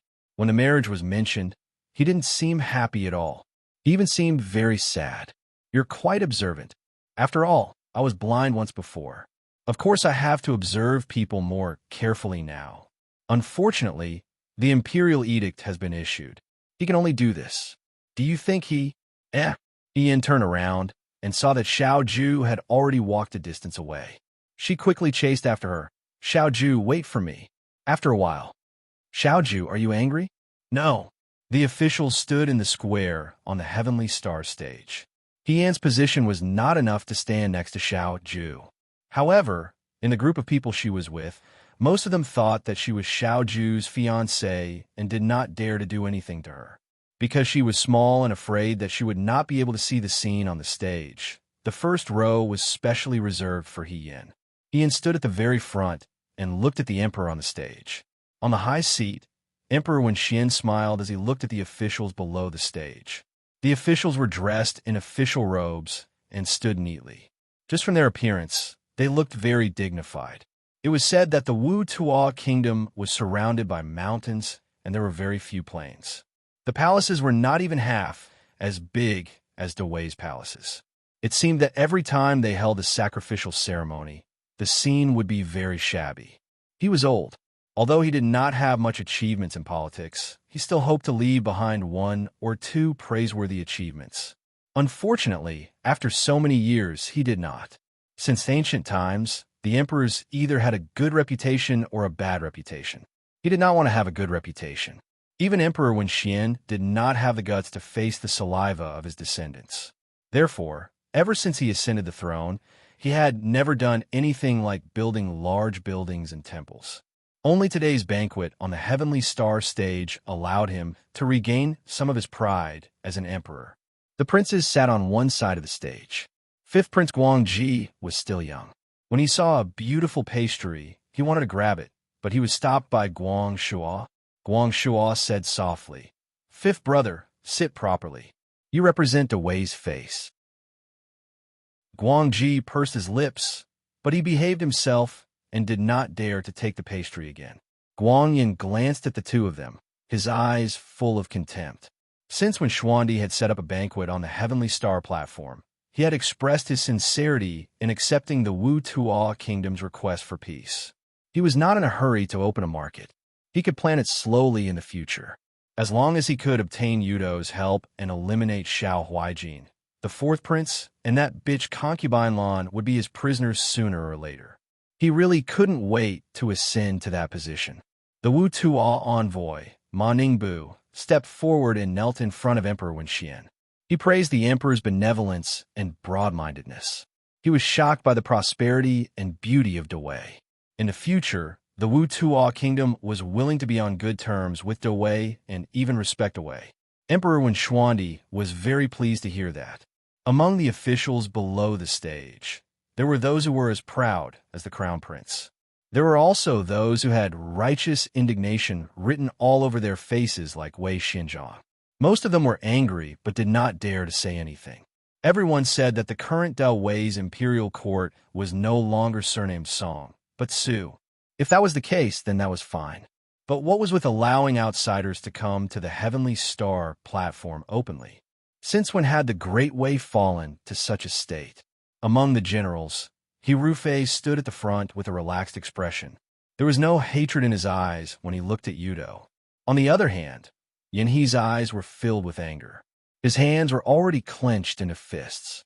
If not for the fact that they were on the Heavenly Star stage and the Emperor was present, he might have rushed up to beat Ma Ningbu up. Xiao Ju stood beside him, and he could not help but whisper, "What is this shorty talking about? Who is he trying to fool? The Wu Tuo kingdom wants to be on good terms with Dawei? I will go to the Wu Tuo kingdom and kill 10,000 of their citizens first. Moreover, will their king believe that Dawei is willing to be on good terms with the Wu Tuo kingdom?" Seeing that Xiao Ju did not reply, and he was even angrier, he turned his head and mocked. "Aren't you General Fengyan? Are you going to watch Yudo behave so atrociously in the Heavenly Star stage?" Xiao Ju calmly said, "Aren't you the Lieutenant General of Gueda? If you want to teach them a lesson, why don't you do it yourself?" And he was speechless. He snorted and did not speak. On the other side, Emperor Wenxian accepted the flattery and gifts from the Wu Tuo kingdom's emissary. Ma Ningbu said, "The warriors of the Wu Tuo kingdom are best at wrestling. They usually perform wrestling competitions for the king during ceremonies and banquets. Today, they are willing to perform for your majesty." And he said, showing off in front of an expert. Actually, Emperor Wenxian himself did not really like these things. After he ascended the throne, the imperial court emphasized civil matters more than military matters. However, since the emissary of the Wu Tuo kingdom suggested it himself, he could not reject it to show Wei's magnanimity and magnanimity. Thus, he calmly waved his hand. "Allow." Ma Ningbu turned around. Two burly men walked out from the group of Yudo's emissaries. These two men looked different from the short stature of the Wu Tuo kingdom. They were exceptionally tall and muscular. Their hair was tied into a thin braid behind their heads. Ma Ningbu said, "Your Majesty, these are the two best warriors of the Wu Tuo kingdom, not a duo, and Hu Yunmu. They are willing to perform for your Majesty." The two burly Wu Tuo men walked to the empty space in the middle of the square and took off their outer clothes. In the cold weather, they were bare-chested. After shouting twice, they hugged each other and wrestled. He stood among the officials and heard the officials behind him whispering, "This is indeed a barbarian land. The way they hugged each other is too indecent. Very indecent." Ian did not feel that it was indecent. He only felt that this wrestling was actually a competition of skill and not brute force. Bystanders only saw them hugging each other and trying to wrestle each other. In reality, it was not the case. Tripping, back wrestling, mentality, and speed were all things that needed to be paid attention to. These two Yudo were indeed not to be underestimated. This wrestling match took a long time to determine the winner. Dawei's officials and the emperor were actually bored out of their minds. This was because the match was not exciting enough. After the match, they had to go against their conscience and praise them. Emperor Wenxian rewarded the two warriors with a plate of silver each. After Ma Ningbu expressed his gratitude, he said, "I heard that Dawei's army is filled with talents and has more warriors than the Wu Tuo kingdom. Since all of you are here today, would your Majesty be so kind as to broaden the horizons of the Wu Tuo warriors?" Was this a competition? Emperor Wenxian's heart skipped a beat, and he suddenly became excited. In the past, it was recorded that when a certain kingdom received foreign ambassadors, the princess of the foreign ambassadors had provoked them. In the end, she was severely humiliated by the daughter of a military general with her archery skills, greatly increasing the face of the kingdom. Although he did not know whether this was true or not, This face-slapping was really wonderful. Dewey had a vast territory and many people. Today, there were so many talents in the square. No matter what, the two Yudo would be able to defeat them. Moreover, Dewey had more people. They were thin and upright. Compared to the barbarians, they were pleasing to the eye. For example, Fei Hong and Feng Yun were both first-class handsome men. When they fought, they would definitely make the Yudo feel inferior. Emperor Wenxian thought about this and said happily, "This is not difficult. The men of Dewey never shrink back. If you choose one of the generals, they will naturally fight." Emperor Wenxian was not worried that any of the generals would not be able to defeat the Yudo. Firstly, these two Yudo did not even use their weapons and only knew how to use brute force. It was obvious that they were not very skilled. Secondly, if the Yudo were smart, they would not dare to win in front of so many people. After all, the Yudo still wanted to open a market in Dewey. Ma Ningbu smiled and said, "I heard that your majesty bestowed the first female marquis to Dewey." Everyone present was stunned. Emperor Wenxian was also stunned and said, "That's right. We Yudo have heard of that female marquis fame. I heard that she followed General Feng Yun to the battlefield and is very brave and intelligent. Is she here today?" Emperor Wenxian frowned slightly. He did not expect that Ma Ningbu would choose Yen. In this court full of civil and military officials, the Yudo had chosen a woman. How could a woman's physical strength compare to a man's? Although he had heard of Yan's achievements on the battlefield, he had also seen it with his own eyes. She was just a thin and weak woman. Compared to the two Yudo, they were like a lamb and a black bear. She is a woman, but she is not an ordinary woman. Ma Ningbu smiled and said, "We also have women who know martial arts, but we have never had a woman enter the court as an official. Since she was brought by General Feng Yun, she must be different from ordinary women. Your Majesty," he bowed and said, "please let that female marquis fight with our Yudo." Guang Shuo shook his head. These Yudo were clearly bullying women, or perhaps they were using their position to avenge private wrongs. However, Guang Shuo knew his father's temperament very well. He placed his face above all else. Since he had agreed, he would not go back on his word. Emperor Wenxian was silent for a moment and said, "Marquis Wu and Heyin stepped forward and bowed. This subject is here. You can compete with their warriors." There's a moment of silence, then whispers gradually sounded. Lin Shuanghe hurriedly asked his father, "Father, how can you let a woman compete?" Lin Mu said, "Shut up." Xiao Jing was also worried, and he nudged Xiao Ju beside him and could not help but say, "Hey, your wife is being forced to do something beyond her ability. How can you still be so calm? Xiao Huijin, you are truly heartless." Xiao Ju ignored him. He stood up and did not respond to the emperor's words. Instead, he looked at Meninbu and asked, "Envoy Meninbu, what do you think of the two great generals of Dewey?" Meninbu looked at the woman in front of him. Before coming to Dewey, Heyan's name had already spread throughout the Yudo kingdom. This woman had fought side by side with Xiao Ju in Jiang City. During the Runda City War, she had single-handedly caused Huyate to suffer a loss. Even the spy that had been sent into the Liangzhou guards had been discovered by her in the beginning. Xiao Huijin was indeed terrifying, but this woman who had appeared out of nowhere was not simple either. She was just like General Fei Hong He Rufei back in the day. She always had the ability to turn the tide. He Rufei, the mighty eagle, had his wings broken with great difficulty. Was another powerful enemy of the Yudo kingdom about to appear? Even if she was just a woman who could kill on the battlefield was no longer a woman. In some ways, she had the right to compete with men. Meninbu said, "General Feng Yun and General Fei Hong are both admirable heroes. They are talents that only appear once in 100 years, no, 1,000 years." What a coincidence. This one thinks so too. Heyan smiled. Just like the warriors of the Yudo kingdom come to Dewey and want to spar with the heroes they meet, Heyan also has heroes that he admires. "If you just want to see my skills, there's no need to spar with me, Lord Meninbu." She said, "I specialize in the sword. I cannot display my full strength in wrestling. We can only spar with the sword." I will not spar with you. Emperor Wen Xuan's eyes lit up. He meant that she wanted to spar with Xiao Ju. This was good. She and Xiao Ju were about to become husband and wife. If she won, it could be said that Xiao Ju went easy on her. If she lost, she would lose to her own people and would not embarrassed away. Thinking of this, Emperor Wen Xuan immediately said, I approve. I want to see Marquis Wu in skills and choose the category that Marquis Wu specializes in. Marquis Wu, who do you want to spar with? The people who were holding their breaths, for Yin heaved a sigh of relief. Emperor Wen Xuan said this to give Yin a way out.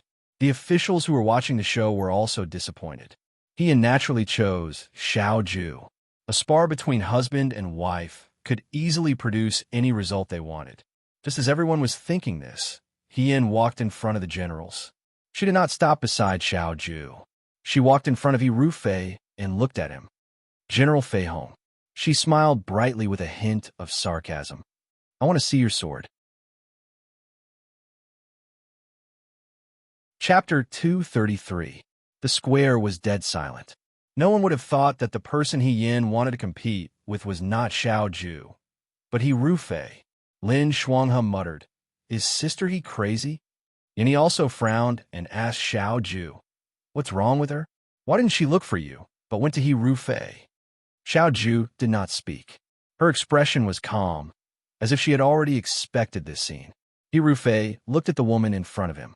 The woman in the official's robes had a smile on her face, and her tone was so matter-of-fact. She clearly looked thin and weak, but he did not know where she got the confidence to compete with him. Did she really think that he was Yin? He sneered in his heart. The woman in front of him looked nothing like Yin in the past. Yin heard that Marquis Wu was frank and cheerful, completely different from his silent cousin. Even if she wanted to act mysterious, shouldn't she have investigated the other party's personality in advance? Such a clumsy imitation with so many loopholes could be seen through a glance. You want to compete with me? Yi Rufei slowly said. Everyone in the world says that General Fei Hong's sword is so fast that it can even cut the wind. Yin smiled and said, Unfortunately, I have never seen it. Since there is an opportunity today, Military Governor Xiao, there will be many opportunities to compete with swords in the future. I don't care about this time, but General Fei Hong's sword is not something that can be seen every day. Young Master she chuckled. Are you willing to compete with me? Yi Rufei curled his lips. Of course, but swords have no eyes. If I lose, he glanced at Xiao Ju's direction. Military Governor Xiao won't blame me for this? These words were full of naked provocation. Rumors had it that General Fei Hong and General Feng Yun were natural enemies and had always been at odds. However, rumors were just rumors. No one had ever seen them truly draw their swords at each other's throat. But today, it seemed that the rumors were not just rumors. After all, in this situation, even an idiot could see that there was an undercurrent surging. Among the generals, the youth wearing the dark blue official's robes only smiled faintly and said, No, but there should be a prize for competing with swords. Prize? Yi Rufei asked. How can we use General He's sword for a normal prize? Xiao Ju did not wait for Yi Rufei to finish speaking. Since we are competing with swords, we will use swords as the prize. Yin looked at Yi Rufei, the owner of Qinglang, from now on, as soon as these words were spoken, the square immediately boiled over. Is that true? Who would have thought that Military Governor Xiao would bet so much this time? That is Qinglang and Qinglang. He is taking it out for a woman. Isn't he taking it too lightly? I think Military Governor Xiao won't be able to keep Qinglang. No wonder they say that heroes have a weakness for beauties. Looking at Military Governor Zhao's expression, could it be that he has some misunderstanding about his fiancée? That is General Fei Hong. How can he lose to a woman? Emperor Wen Xian frowned. He naturally saw the conflict between Yi Rufei and Xiao Ju. But these two had always minded their own business and lived in harmony for so many years. Since when did their relationship become so bad? Discord between military generals was not a good thing for an imperial dynasty. Yi Rufei looked at Xiao Ju. Military Governor Xiao, are you sure you want to use your sword as the prize? Not my sword, Xiao Ju said meaningfully, but your sword as well. He Rufei smiled noncommittally. In his opinion, Xiao Ju's words were purely meant to make people laugh. He had heard of He Yan's reputation on the battlefield, but there were many reasons for winning a battle. Perhaps He Yan was clever, but in a one-on-one battle, he was confident that He Yan would not be his match. There would only be one He Yan in the world, and that He Yan was already dead. Since Military Governor Xiao is so generous, then I will accept. He said, please. Wait, Xiao Ju said. What is it? He Rufei turned to look at him. Could it be that Military Governor Xiao is regretting it? It's not too late to change your mind. Xiao Ju's mouth twitched, and he said mockingly, General He's weapon is one of the best in the world. It's not fair to the opponent. He raised his hand, and autumn wine flew towards He Yan. He Yan caught it firmly. I'll use my autumn wine to compete with you. He Rufei frowned. He Yan smiled. Thank you, Military Governor. She turned and walked towards the empty space, saying, After you, young master He. He Rufei paused for a moment, then turned and followed her. The officials in the square and the imperial relatives on the Heavenly Star platform all stared at the two people in the square. This was much more thrilling than the wrestling of the two warriors from the Utopia Kingdom. Ma Ningbu also stared at the woman in the red official robes. He hadn't expected He Yan to be unwilling to compete with their judo, and he hadn't expected He Yan to pick He Rufei. It seemed that the discord between the two great generals of Dawei was deeper than they had imagined. Guangji whispered to Guang Shuo beside him. Fourth brother, isn't this wrong? How can General He bully a woman? Even in Guangji's young mind, He Yan, as Xiao Ju's fiancé, was obviously not as perfect as Shun Muxue, as Xiao Ju's fiancé. However, the rules and principles he had learned since young also taught him that men should not bully women and the weak. Guang Shuo shook his head. Let's wait and see. He also couldn't understand. If He Yan chose He Rufei because she didn't know the immensity of heaven and earth, then not only did Xiao Ju not stop her, she even suggested using her sword as the prize. This was even more confusing, and he said in a low voice, Xiao Huaijin, are you crazy? How can He Yan defeat He Rufei? Although He Rufei won't take her life, but if your woman suffers a loss in front of so many people, how could she be willing to accept it in the future? She has just entered the imperial court as an official. If she is defeated by He Rufei's sword here, she will most likely be treated as a joke in the future. She will win, Xiao Ju said. Are you joking? And his eyes widened as he looked at him like he was an idiot. At first, I didn't believe people who said you were blinded by lust. I didn't expect you to be just an ordinary man. No matter how bad He Rufei is, he has practiced the sword more than your woman, and has been on the battlefield for a few more years. Even if you don't care about your woman, you should care about your sword. I don't want to help you. I just don't want the two famous swords to fall into He Rufei's hands. I will die of anger. Oh, Xiao Ju's voice still carried a bit of indifference. Then you can rest assured that you won't die of anger for now. And he was angry. I'm too lazy to talk to you. In the square, He Rufei slowly pulled out Qinglang from his waist. Qinglang was verdant. As soon as it came out of the sheath, he felt the biting cold of the sword. He Yan's gaze froze for a moment. That was her sword. It was the sword that had accompanied her for many years. It was the sword that had watched her grow from an ignorant and inexperienced recruit to a brave and invincible general. During her most difficult times, she had hugged the sword and sat by the frozen river, thinking about her future path. After not seeing it for many years, the sword had finally come out of the sheath, but it was in He Rufei's hands. Gongzi, he has a good sword, she said. What a pity. He Rufei asked, what's a pity? He Yan smiled, but did not speak. He suddenly pulled out Autumn drinking sword from his waist. Sword! The two figures tangled together in a split second. Qinglang was verdant. Autumn drinking sword was sparkling and translucent. The swords crossed, one green and one white. It was like the autumn morning in the valley, filled with a desolate chill. The green mountains were faintly discernible, and the trees were filled with autumn colors.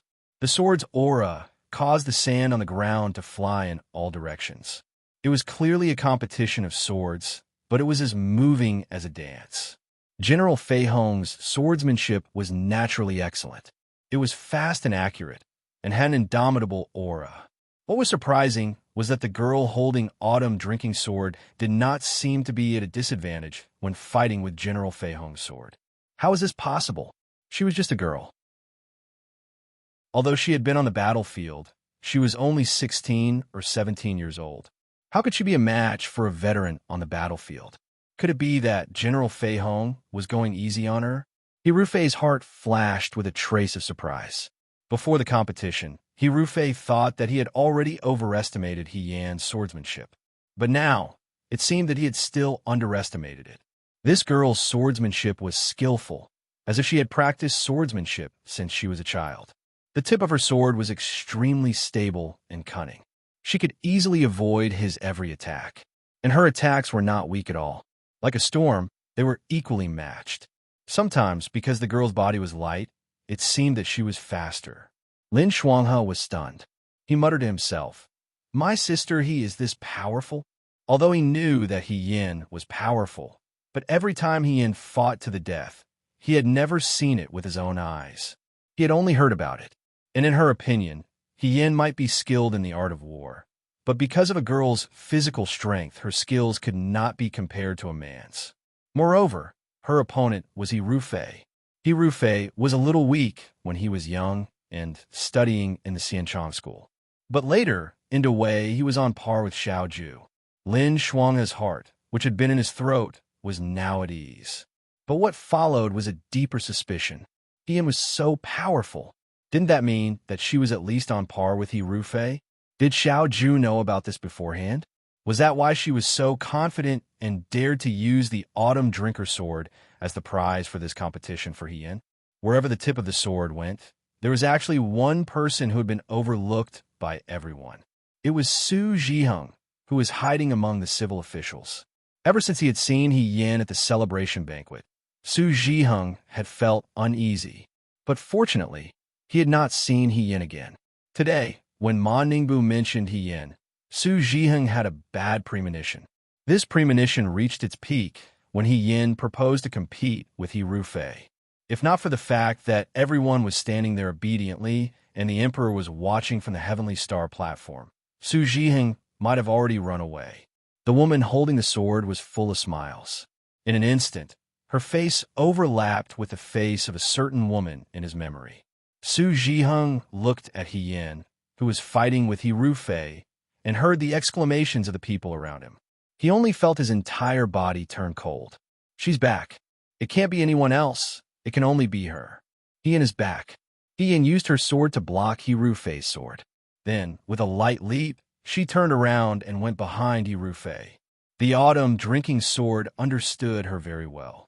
Although it was Xiao Ju's sword, she was able to use it with ease. Her gaze was fixed on Hirufei, and her expression was somewhat cold.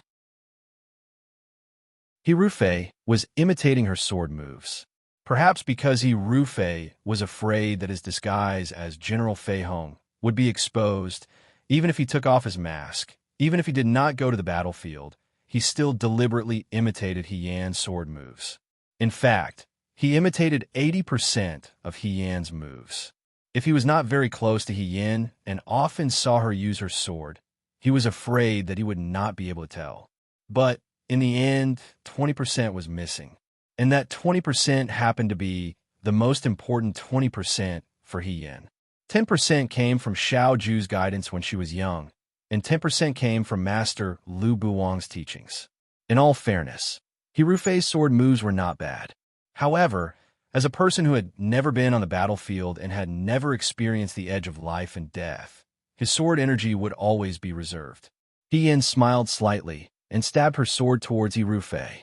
Hirufei was shocked and used his sword to block. When the two swords collided, the sword did not move, but the person moved. He took 2 steps back. Suddenly, there were low exclamations around. The civil officials did not understand, but the military generals saw it clearly. Someone said, "General Fei Hong is actually at a disadvantage." He must have been merciful, so Marquis Wuan won. He-Yan's smile was like frost. Young master, he has a good sword, but unfortunately, you don't know how to use it at all. Arrogant. He-Rufei said darkly, turned around and rushed forward. He-Yan smiled and leaned back. Qing Lang brushed past her head and cut off a strand of her hair. Her laughing voice resounded throughout the Heavenly Star platform. General He, is it because you haven't been on the battlefield for a long time? Even your sword moves are so slow. She hooked her finger, and her posture was extremely arrogant. Can you still lift the sword in your hand? He-Rufei's expression was extremely ugly. The Emperor's expression was also ugly. He-Rufei's actions were like a slap to Do Wei's face. This girl was also insensible. Even if his skills were not bad, he should not be so aggressive. Furthermore, he had only temporarily gained the upper hand. How could she dare to speak so arrogantly? And he crossed his arms and watched, frowning. He-Rufei's swordsmanship doesn't seem to be very powerful now. However, their swordsmanship looks somewhat similar. His heart moved and he looked at Xiao Ju. Could it be that you also gave Yin some advice? You are really like the martial artists on the streets. And he was very disdainful. Everyone can worship you as their teacher. Do you still remember that you are Xiao Huaijin? You are too noisy. Xiao Ju spoke with displeasure. Huh? Yin saw through him. Why are you pretending to be calm? Are you already worried to death inside? You can't wait to go up and help Yin compete? However, don't worry. I don't think He-Rufei will win. Your girl is right. Maybe it's because he hasn't been on the battlefield for a long time that even his hands are weak. You really are an embarrassment to Xian Changguan. He-Yin and He-Rufei's swordsmanship competition to this point was already very unexpected. They had originally thought that this sword competition would end very quickly, because putting aside the male and female identities, one was a new recruit who had just made his debut, the other was a brave general who had already achieved success. No matter how they looked at it, it was He-Yin who lost. Even if he won, it would be because He-Rufei deliberately did so. If He-Yin won quickly, it would mean that General Fei Hong was considerate of the girl and did not want to embarrass the girl. This would protect Marquis Wu Yin's pride. However, He-Yin and He-Rufei fought for such a long time. After fighting for such a long time, there was still no clear victor. It was impossible that General Fei Hong was deliberately showing mercy. And looking at the reactions of the other generals, He-Rufei did not even have the upper hand. Was it because Xiao Huaijin's fiancée was really that powerful? Even He-Rufei could not beat her. Or had General Fei Hong's skills deteriorated over the years? Among the crowd, other than Su Zhiheng and He-Rufei, the one with the ugliest expression was Su Jingfu. Today's events were really out of Su Jingfu's expectations. Those Yudo were very cunning. They also had private dealings with the Crown Prince Guangyin. The Guangyin was short-sighted, narrow-minded, and did not think before doing things. Other than being vicious and merciless, he did not have any of the qualities of Crown Prince. Su Jingfu only suspected that the Yudo did not have a backup plan, but the Crown Prince Guangyin already had a grudge against him. If not for the fact that he had invested so much effort in the Guangyin over the years, and that he was so close to success, he would have wanted to abandon the darkness and join the light. The Guangyin had some reservations about him. Ever since the Battle of Jiang, the Yudo had been very dissatisfied with him. But so what? In the Dowei Imperial Court, he could cover the sky with one hand. Even if the Yudo wanted to do something, they could not do anything. Today, when Ma Ningbu proposed to compete with He-Yin, it was out of Su Jingfu's expectations. In the end, the people competing in swords were He-Yin and He-Rufei. This made him feel that something was not right. He-Yin was the daughter of a military officer at the city gate. Everything that he did must have been instructed by Xiao Ju. When Xiao Ju proposed to use swords as the wager, it was clear that he did not have good intentions. Su Jingfu had been rivals with Xiao Ju for so many years.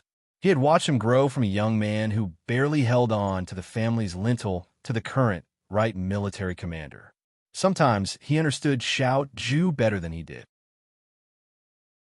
He had obviously set a trap for He-Rufei, and he Rufei had foolishly walked right into it. Or maybe he Rufei did not see through it, but was conceited and did not believe that he would lose to a woman. Everyone was watching He Yin and He Rufei compete in swords. They were amazed that He Yin and He Rufei's swordsmanship was on par. But was that really important? Could it be that Xiao Ju did all this just to let his woman humiliate He Rufei in front of all the officials? Su Jingfu did not think so. He Rufei and Xiao Ju did not have any enmity before, but He Rufei later sought refuge with him. To show his sincerity, he even sent his confidant to Liangzhou City in an attempt to assassinate Xiao Ju. Although he failed in the end, he did not succeed. However, Su Jingfu saw He Rufei's sincerity. He had the support of civil officials, but he also needed a military general. He Rufei appeared at the right time. Although Su Jingfu did not understand why He Rufei chose him, he could clearly protect himself. But later on, he thought about it. Officialdom could change a person the most. Even a brave general would willingly offer his sword in the face of greater benefits and a higher position. He Rufei. Su Jingfu's uneasiness was like a ball of thick ink. It wrapped around him in an instant. He looked at He Rufei, who was fighting with a woman on the field, and his heart sank. If something happened to He Rufei, would it implicate him? After all, he and He Rufei had been very close since Yuan Baozhen in Liangzhou City. The tip of the sword carried a murderous aura as it stabbed from behind. However, the person who was stabbed seemed to have eyes on the back of his head. He gently leaned to the side, and the tip of the sword missed. Young master, his swordsmanship looks a little familiar. He Yin smiled and said, "But I can only see the shape, not the spirit.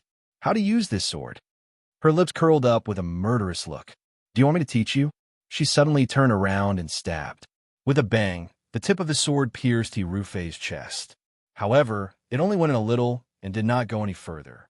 Young master, he actually came to the Heavenly Star platform wearing soft armor. He Yin said in surprise, "How afraid of death are you to do this?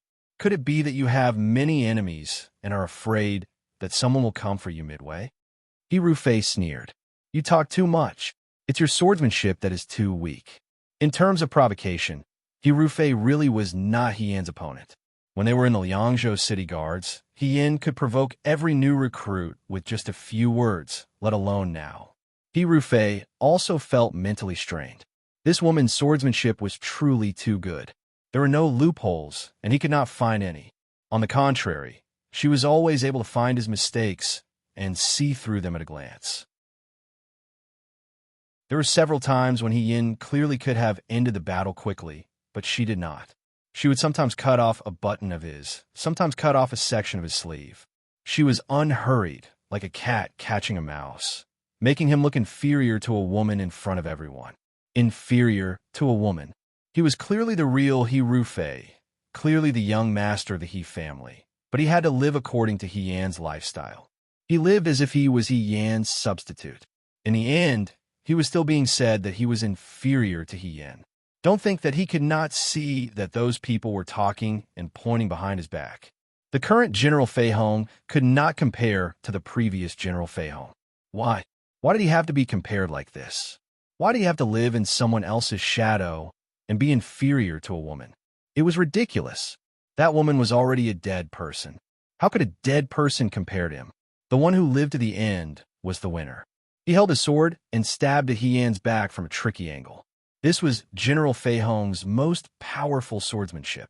He had learned it for a long time.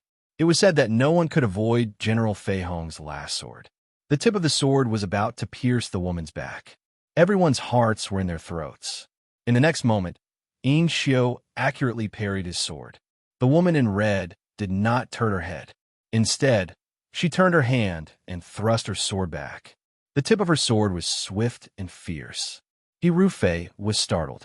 He wanted to dodge, but the woman did not really want to stab him. She jumped behind him and viciously kicked his knee. He Rufei was caught off guard. His knees went soft and he knelt down. He immediately felt a cold sensation on his neck. The woman in red looked down at him with a smile. She silently moved her lips. It was too far away for others to hear, but He Rufei saw it clearly. "Big brother," she said, "are you worthy to use my sword?" Chapter 234. In an instant, a chill spread through his limbs and bones. He Rufei opened his eyes wide in shock and stared at the woman in front of him. What appeared in his mind was the scene when he first saw Hien for the first time when he returned to the capital. At that time, Hien had already changed back into a woman's clothes. He stood in front of Hien and watched the woman who used his name for many years call him Big Brother. A subtle jealousy and resentment appeared in his heart. How could he not be resentful? He was clearly the real eldest young master but he had been replaced by someone else for many years. If it was said that he was forced by the situation in the past, then when Hien left the He family and stepped onto the path of joining the army, fate had already broken free from everyone's control and rushed toward a future that no one could have predicted. He Rufei actually didn't like to practice martial arts, even though his body had already recovered. The He family had never had a general, but because Hien acted on her own, he had to learn the same sword moves as Hien. The same eating habits, the same lifestyle, the same handwriting, the same martial arts, even the same temperament. He and Hien each played the role of the other's substitute. This feeling was so uncomfortable that it finally reached its peak when he returned to the capital and compared himself to others. So he suggested that Hien's eyes be blinded. A blind woman could only be bound to the back residence from then on, unable to make any waves. He also didn't have to worry that one day others would find out that he was different from the original General Feihong, and that his cousin was very similar to General Feihong. However, even if she was blind, Hien didn't fall silent. Hien, who couldn't see the light, was only depressed for a period of time. Later on, He Rufei went to the Su family and saw Hien secretly practicing the sword. She was a blind woman who was secretly practicing her sword skills. She seemed to have sensed someone's presence and stopped what she was doing. She asked tentatively, "Is someone here?" He Rufei didn't say anything and turned to walk out. When he returned to the He family, he made up his mind that Hien couldn't be left alive. Hien's life was a threat to the He family. It was also a constant reminder to him that he wasn't General Feihong, and he would never be able to compare to General Feihong. Until Hien died, He Rufei was finally able to relax. His sword skills were imitations of Hien's, but now, in the hands of this woman, it was as weak as a child's play. The way she looked at him was full of mockery, and the way she called him Big Brother gave him goosebumps. Hien glanced at him and bent down to pick it up with a smile. She looked at He Rufei, who was kneeling on the ground after being kicked by her. She smiled and said, "Many thanks to young master He. The azure sword will be mine in the future." She held a sword in each hand and turned to walk out of the square. Everyone was stunned. This was definitely not something that He Rufei could do. A merciful person wouldn't be beaten to the ground by a woman in such a pathetic manner. His kneeling posture was a bit humiliating, and he frowned and asked Xiao Ju, "Hien and I were talking bad about He Rufei. I thought it was to flatter me. Now it seems that He Rufei and she really have a big grudge. Do you know how He Rufei offended her?" But before Xiao Ju could say anything, he said, "Forget it, I don't want to know." No one in the square spoke. They were all stunned by this result. Who would have thought that General Feihong would be defeated by a woman? Ma Ningbu's eyes moved slightly. Before anyone could say anything, He Rufei suddenly jumped up from the ground. He pulled out a dagger and fiercely pounced towards Hien. "Be careful." Lin Shuanga couldn't help but blurt out. Chu Zhao also couldn't help but look nervous. Hien frowned and dodged. He Rufei missed, but didn't give up. The dagger in his hand seemed to be shining. It was unknown whether it was tempered with something else, but he continued to close in on Hien. In the next moment, Xiao Ju flew forward and reached the square. He casually took autumn wine from Hien's hand and kicked He Rufei's dagger away. The tip of the sword brushed past He Rufei's neck, leaving a thin line of blood. "If you move again," Xiao Ju's eyes were cold. He warned coldly, "I don't mind losing here." The coldness on his neck stimulated He Rufei to come back to his senses. He looked at the man in front of him. Xiao Ju's indifferent eyes completely woke him up. Xiao Ju and He Yin were different. That woman only wanted to scare him, but the man in front of him really wanted to take his life. He Rufei forced a smile. I'm just sparring with Marquis Wu and military governor Xiao is too nervous. Sparring. Xiao Ju's eyes were sharp. He said sarcastically, I didn't think that young master he liked to use sneak attacks when sparring. I also didn't think that young master he was so focused on winning. As soon as he said this, the officials immediately began to discuss. Yes, sneak attacking a woman. That's impolite. If you agree to a bet, you have to accept defeat. That's not how a man should act. But that Marquis Wu In's reaction was really fast. He didn't even succeed. This means that this woman's bravery is not empty words. She really has real skills. Could it be that General He is really inferior to her? Speaking of which, this woman's surname is also He. If she becomes a general in the future, which one do you think will be more powerful? Those who practiced martial arts had outstanding hearing. When He Rufei heard the discussion of the officials, he couldn't help but clench his fists tightly. He felt his head hurt from anger. Again, He Yin was already dead. Why was there another He Yin with the same name? Why was he still inferior to her? On the Heavenly Star platform, Emperor Wen Xin's expression was already very ugly. He originally thought that he would be able to show off a graceful sparring match in front of the Wu Tua emissary. He didn't expect that in the end, he would lose face. Not only did He Rufei lose to a woman, he didn't look good. That was fine, but in the end, he even tried to sneak attack her. What was this? Today, he really made a fool of himself. Inchio still didn't leave his neck. He Rufei's gaze was fixed on He Yin, who was standing behind Xiao Ju. Even though he had thousands of doubts in his heart, in front of everyone and with Xiao Ju in front of him, he could only reluctantly smile and say, I lost. Marquis Wu is indeed a heroine. I was just joking with you. I hope you don't take it to heart. He Yin looked at him and smiled back. It's fine. I didn't take it to heart. He Rufei heaved a sigh of relief. As long as He Yin didn't force him, he could cover up this matter for now. It wouldn't be too late to plot in the future. However, he didn't expect that Xiao Ju and He Yin were already targeting him. Could it be that they had discovered the truth about the assassination attempt on He Yin? He Rufei was just thinking about this when he heard the woman in front of him laugh lightly.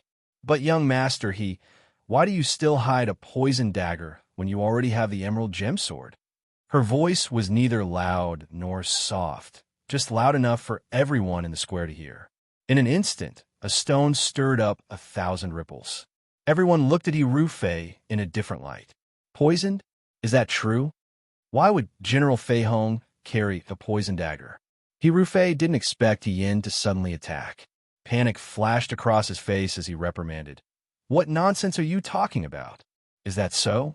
He Yin was still smiling and wasn't angry at all. She smiled and said, Perhaps I saw her wrongly. If that's the case, young master do you dare to use the dagger to make a cut on your hand? If it's fine, I'll believe you. There's no poison on the dagger. He Rufei was speechless. The dagger was indeed poisoned. If there was no blood, it would be fine. If there was blood, the poison would quickly seep into the dagger. Within a few steps, one would vomit blood and die. Recently, because of various things, he was uneasy and suspicious. Thus, he carried this dagger with him. Unless it was absolutely necessary, he wouldn't take it out to hurt others. However, the provocative attitude of this woman in front of him reminded him of He Yin, who had passed away. It easily aroused the anger and violence in his heart. Thus, he couldn't help but take action. And now, Xiao Ju actually had something on him. Wait, a trace of shock flashed past his heart. Could it be that He Yin deliberately provoked him from the beginning, just for this moment? But how did she know that he was carrying this dagger? He Yin was a woman. Naturally, it was impossible. Then, she must be Xiao Ju. Could it be that there was someone in the He family who knew Xiao Ju? He didn't speak for a long time. In the eyes of the crowd, he was guilty. Not to mention other things. Just this competition alone had caused He Rufei's image in the eyes of the officials to plummet. If what He Yin said was true and this dagger was dipped in poison, then when He Rufei took advantage of He Yan's absence to launch a sneak attack, not only was he a sore loser, he was also vicious and vicious. If it wasn't for Xiao Ju, who knew what would have happened? However, was the General Fei Hong of Da Wei actually such a person? Emperor Wen Xian only felt that he had lost all his face today. He didn't want to say anything.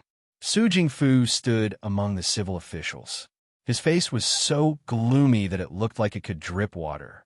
He Rufei was actually so useless. He lost to a woman and was even caught red-handed.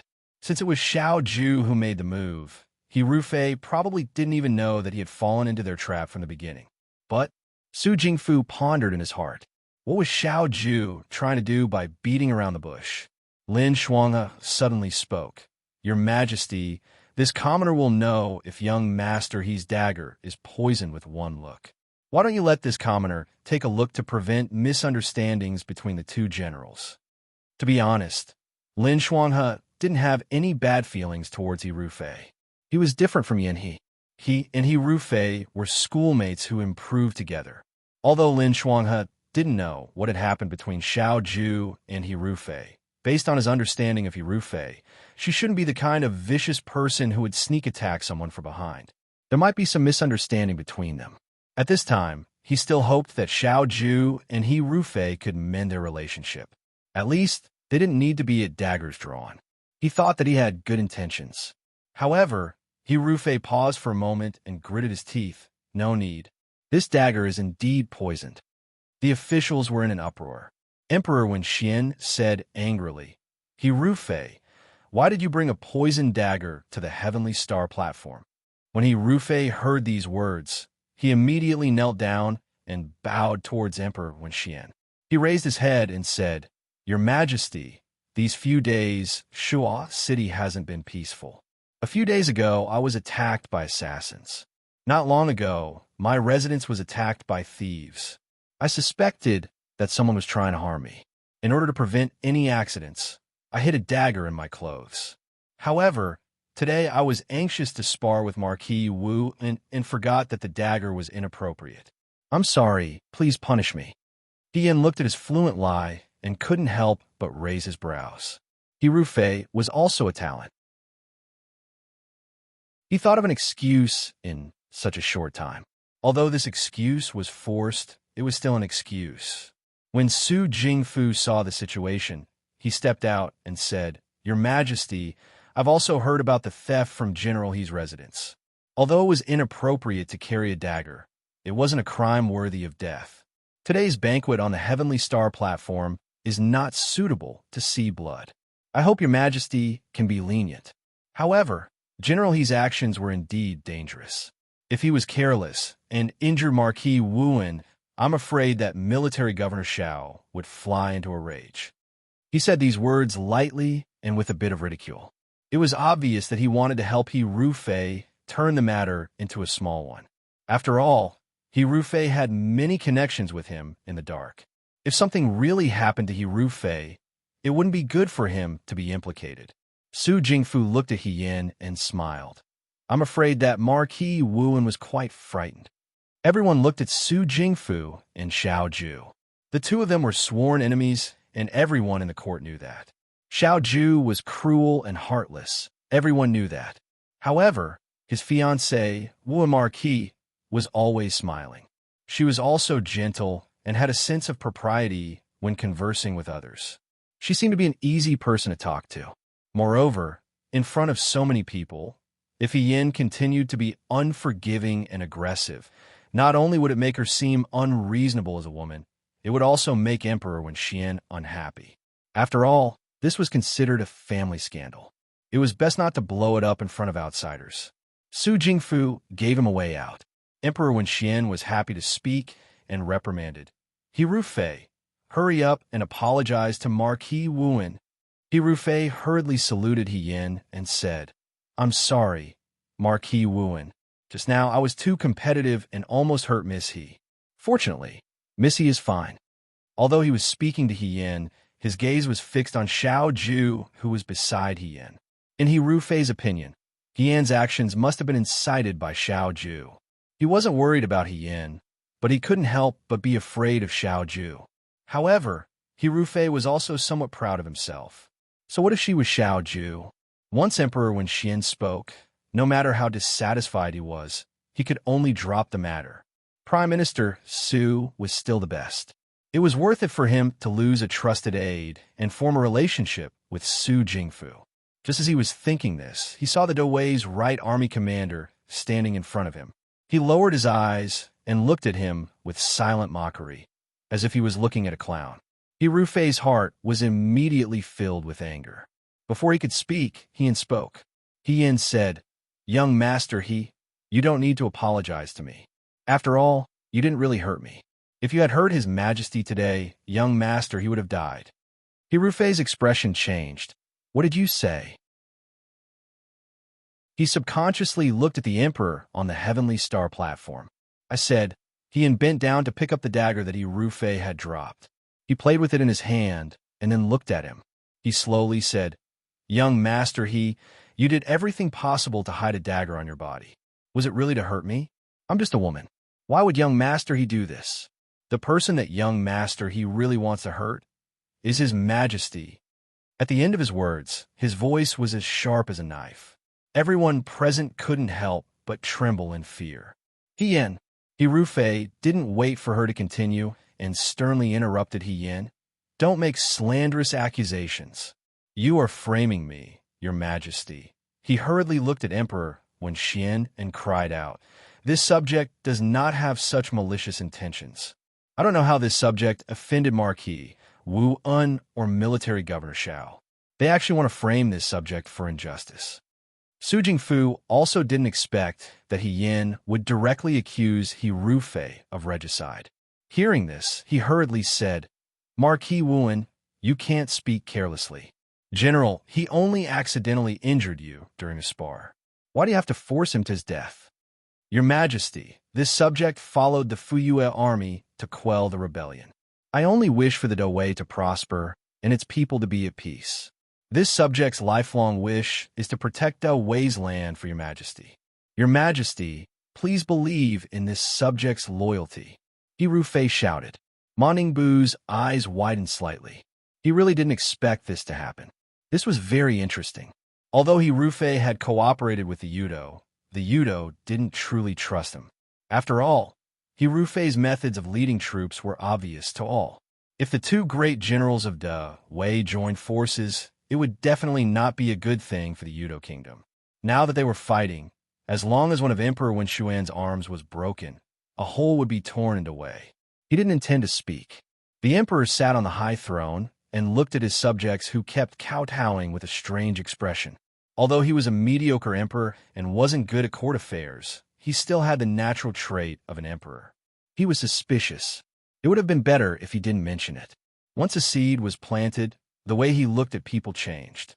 On the other hand, when the generals heard He Rufei's words, they couldn't help but speak up for He Rufei. That's right.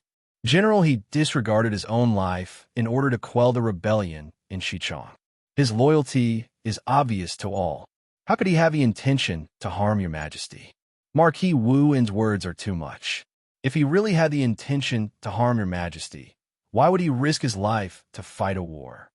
I heard the people in the barracks say that General Fei Hong is loyal and unafraid of death. He's definitely not someone like that. All sorts of discussions entered Hien's ears. Hien smiled faintly and declined to comment. Only when the scene gradually quieted down did she open her mouth and slowly say, "General Fei Hong is loyal to the country, majestic and awe-inspiring, riding alone against 1,000, unparalleled in the world. Of course, he wouldn't commit treason and regicide." But she smiled and looked at He Rufei, her eyes gradually turning cold. "Young master, are you General Fei Hong?" He Rufei felt as if he had fallen into an ice cellar. The woman in front of him looked at him with a cold smile. Her gaze was so disdainful, as if she was looking at an insignificant ant. She looked down on him. Chu Zhao was stunned. Someone beside him muttered, "What does Marquis Wuan mean? What do you mean by General, he is General Fei Hong?" "Of course, General, he is General Fei Hong." And he frowned and looked at He Rufei with a questioning gaze. He Rufei said, "What did you say?" This time, without waiting for him to finish, Hien interrupted him first. He Gongzi, after pretending to be General Fei Hong for so long, aren't you tired? I think it's time for you to take off this mask, she said lightly. The Heavenly Star platform instantly became lively.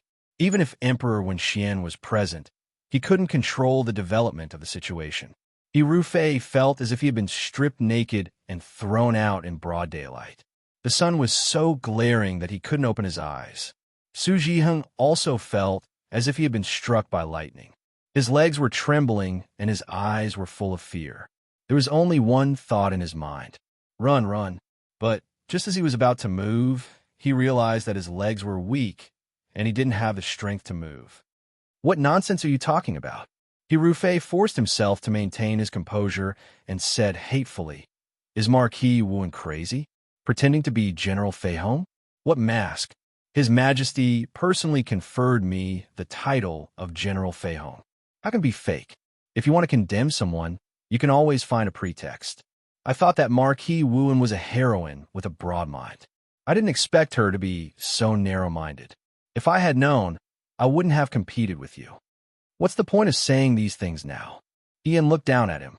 You've been pretending to be General Fei Hong for so long, but you haven't learned anything from her. General Fei Hong dares to take responsibility for her actions. What about you? You've already done it. Why don't you dare to admit it now? Marquis Wu, Emperor Wenxuan looked at Hien with an unfathomable gaze. What do you mean by that? Your Majesty, Hien saluted Emperor Wenxuan. General Fei Hong won't betray Wei or your Majesty, but young master he will. This young master, he isn't the real General Fei Hong. You're talking nonsense. Rufei couldn't help but say, I'm not General Fei Hong. Who is General Fei Hong? Hien's lips curled up. His tone was so gentle that it was almost strange. Young master have you really forgotten about your cousin who accidentally drowned? As soon as he said this, the entire place fell silent. Su Jiheng almost fainted. Su Jingfu's face was pale. Emperor Wenxuan clutched his chest and coughed several times. The eunuch beside him hurriedly handed him a handkerchief to massage his chest. Emperor Wenxuan finally said, Hien, do you know what you're saying? What Wu Tuao envoy? What sword dance? None of that mattered now. Emperor Wenxuan stared intently at Rufei on the ground. Hien's words just now, with just a little bit of thought, he could understand what she was talking about. However, no one was discussing it at this moment. It was simply too shocking. Wei Xuanzhang's eyes widened in disbelief. Yanni's brows were tightly knitted. Lin Shuanghe stared blankly at Rufei, unable to accept what he had just heard. Your Majesty, Xiao Ju, who had been quiet all this time, finally stepped forward. He glanced at Rufei before saying, Young master, he isn't General Fei Hong. Or rather, the General Fei Hong who led the Fuyue army to quell the Western Chang rebellion and the General Fei Hong who returned to the capital to receive his reward are not the same person. This young master, he doesn't know how to fight. He only knows how to receive rewards. Everyone on the Heavenly Star platform fell silent. Emperor Wenxuan's voice contained restrained anger. Do you have proof? Xiao Ju smiled. Yes.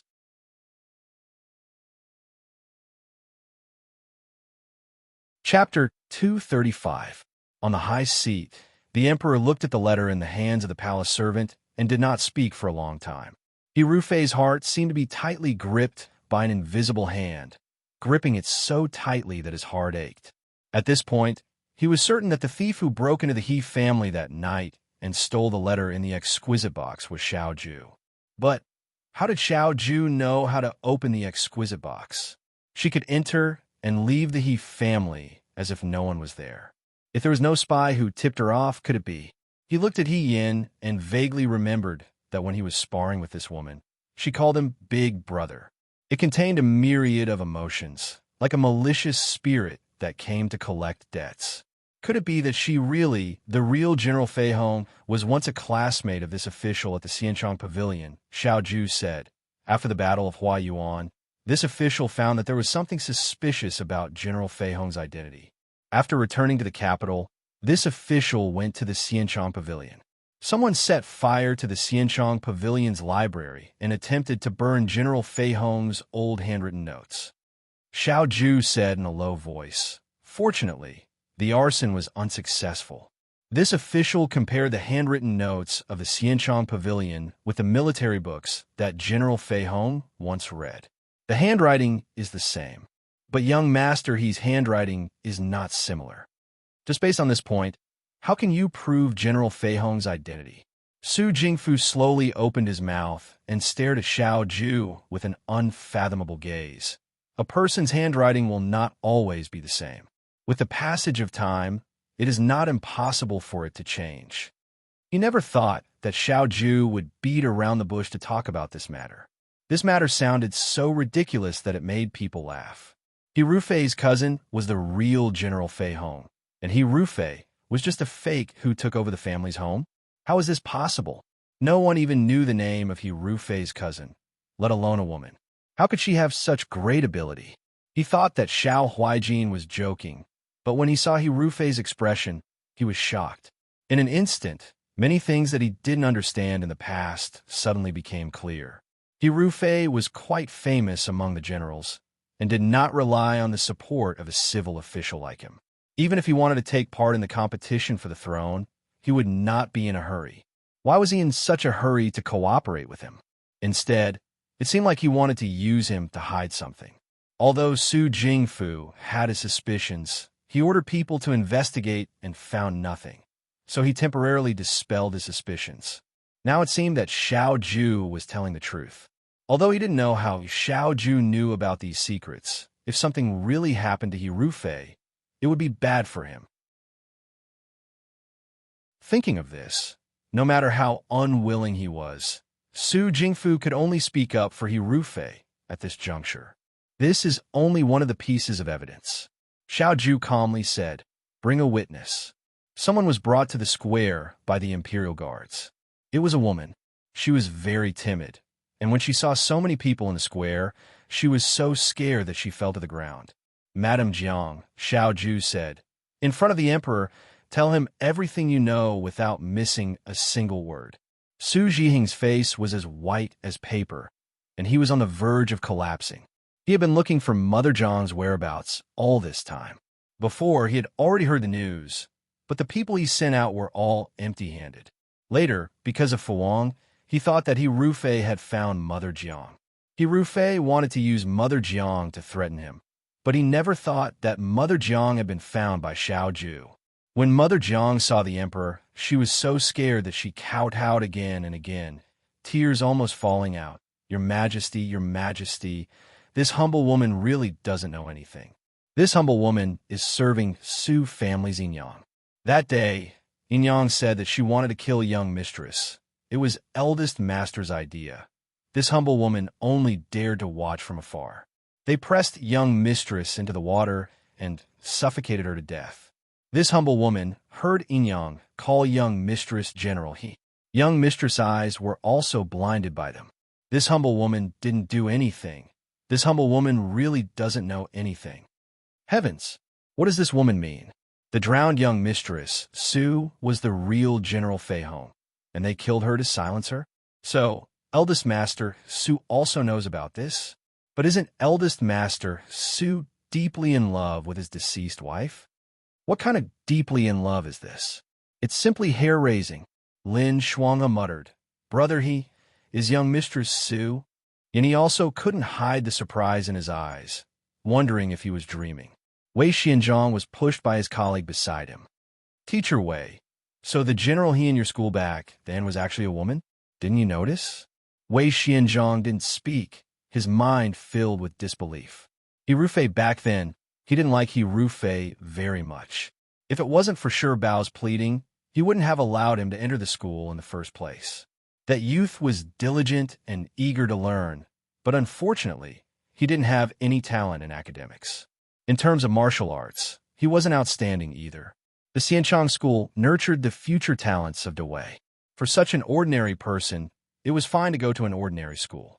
However, He Rufei later led the Fuyue army to fight the Western Chang people, which made him look at him in a new light. Those who could protect their country were all good men. Now that he thought about it, He Rufei had already shown a different side of him when he was in the Xianchang school. For example, he wore a mask all day long and was always alone. The teachers had always thought that he felt inferior because of his ugly appearance, but now they all understood. It turned out that the clumsy and hard-working youth was a girl. He was afraid of being discovered, so he had always been alone. He couldn't describe the feeling in his heart. Wei Xinzhang had always thought that women should stay at home to help their husbands and children and shouldn't show their faces in public. The women had long hair and short knowledge, but now they couldn't say anything harsh. They only felt that the deceased General Fei Hong was respectable and pitiful. Fifth Prince Guang Shui quietly pulled the Guang Shua beside him. Fourth brother, why don't I understand what they're saying? What happened to General Fei Hong? Guang Shui suppressed the surprise in his heart and said, "Nothing." He looked at He Rufei kneeling in front of the emperor and sighed in his heart. He remembered He Rufei. He Rufei had become famous in the Fuyue army. Later, it was discovered that he was the eldest son of the He family, and everyone in the court praised him. For a young master of a good family to go to war, it was something that required courage. Moreover, General Fei Hong's heroic appearance was legendary among his subordinates. He also admired him. But now, Xiao Ju had revealed the truth of this matter. The brave general who disregarded his own life and charged on the battlefield was actually a weak girl under the armor. After winning the war, the merits weren't hers, the praise wasn't hers, and even her identity wasn't hers. In the end, she died under the conspiracy of her own family. Hearing this, people felt that the heavens were cruel. The emperor's gaze was heavy as he looked at the civil officials. Su Zhiheng, you also knew about this matter? No. This official was wrongly accused. Su Zhiheng's legs went soft, and he knelt on the ground. It was this bitch who slandered me. I'm her master. Her master, He Wanru, was jealous of Foreign and secretly harmed Foreign, causing Foreign to drown. When this official found out about this matter, I killed He Wanru to avenge Foreign. However, this official never knew that Foreign was General Fei Hong. This official really didn't know. His tears flowed down his face, and he spoke with great sincerity. Anyone who saw him would feel that this person was innocent. He coldly looked at Su Zhiheng's hypocrisy. Suddenly, he felt that this spineless man in front of him was completely different from the green-clothed youth he met at the hunting grounds. The crown prince couldn't help but say, "Military Governor Xiao, you can't just convict General He based on a few notes and a few words from a servant, right? This is the Wei's General Fei Hong. Moreover, isn't the truth you're saying a bit too outrageous? How can a woman be so powerful?" Guang Yin didn't have any dealings with He Rufei, but he knew that He Rufei seemed to have some relationship with Prime Minister Su. At this moment, he spoke up for He Rufei, not for He Rufei or Prime Minister Su, but to shut Xiao Ju's mouth. After all, Xiao Ju was his enemy and not his friend. Of course, it's impossible to convict eldest young master He based on this alone. Moreover, his eyes were filled with mockery. Eldest young master, He's crimes aren't limited to this. Guang Yin was stunned. Su Jingfu knew that this was bad. He heard Xiao Ju say, He Rufei colluded with the enemy and committed treason. In order to prevent his identity from being exposed, he secretly colluded with the Yudo during the Battle of Huayuan. He didn't hesitate to sacrifice the lives of Wei's soldiers in exchange for the Yudo's mercy. Ma Ningbu had been watching the show from the sidelines. He never thought that this fire would suddenly burn in front of him. He was so shocked that his expression changed slightly. No one spoke. The cold wind in the square whistled through the fluttering flags. It was as if the wronged souls of those who died on the battlefield had finally arrived at the table to plead their grievances. He Rufei, Xiao Ju sneered, "You're such a coward." Military Governor Xiao, some things can't be said without clarifying the situation, Su Jingfu said. Xiao Ju was unmoved.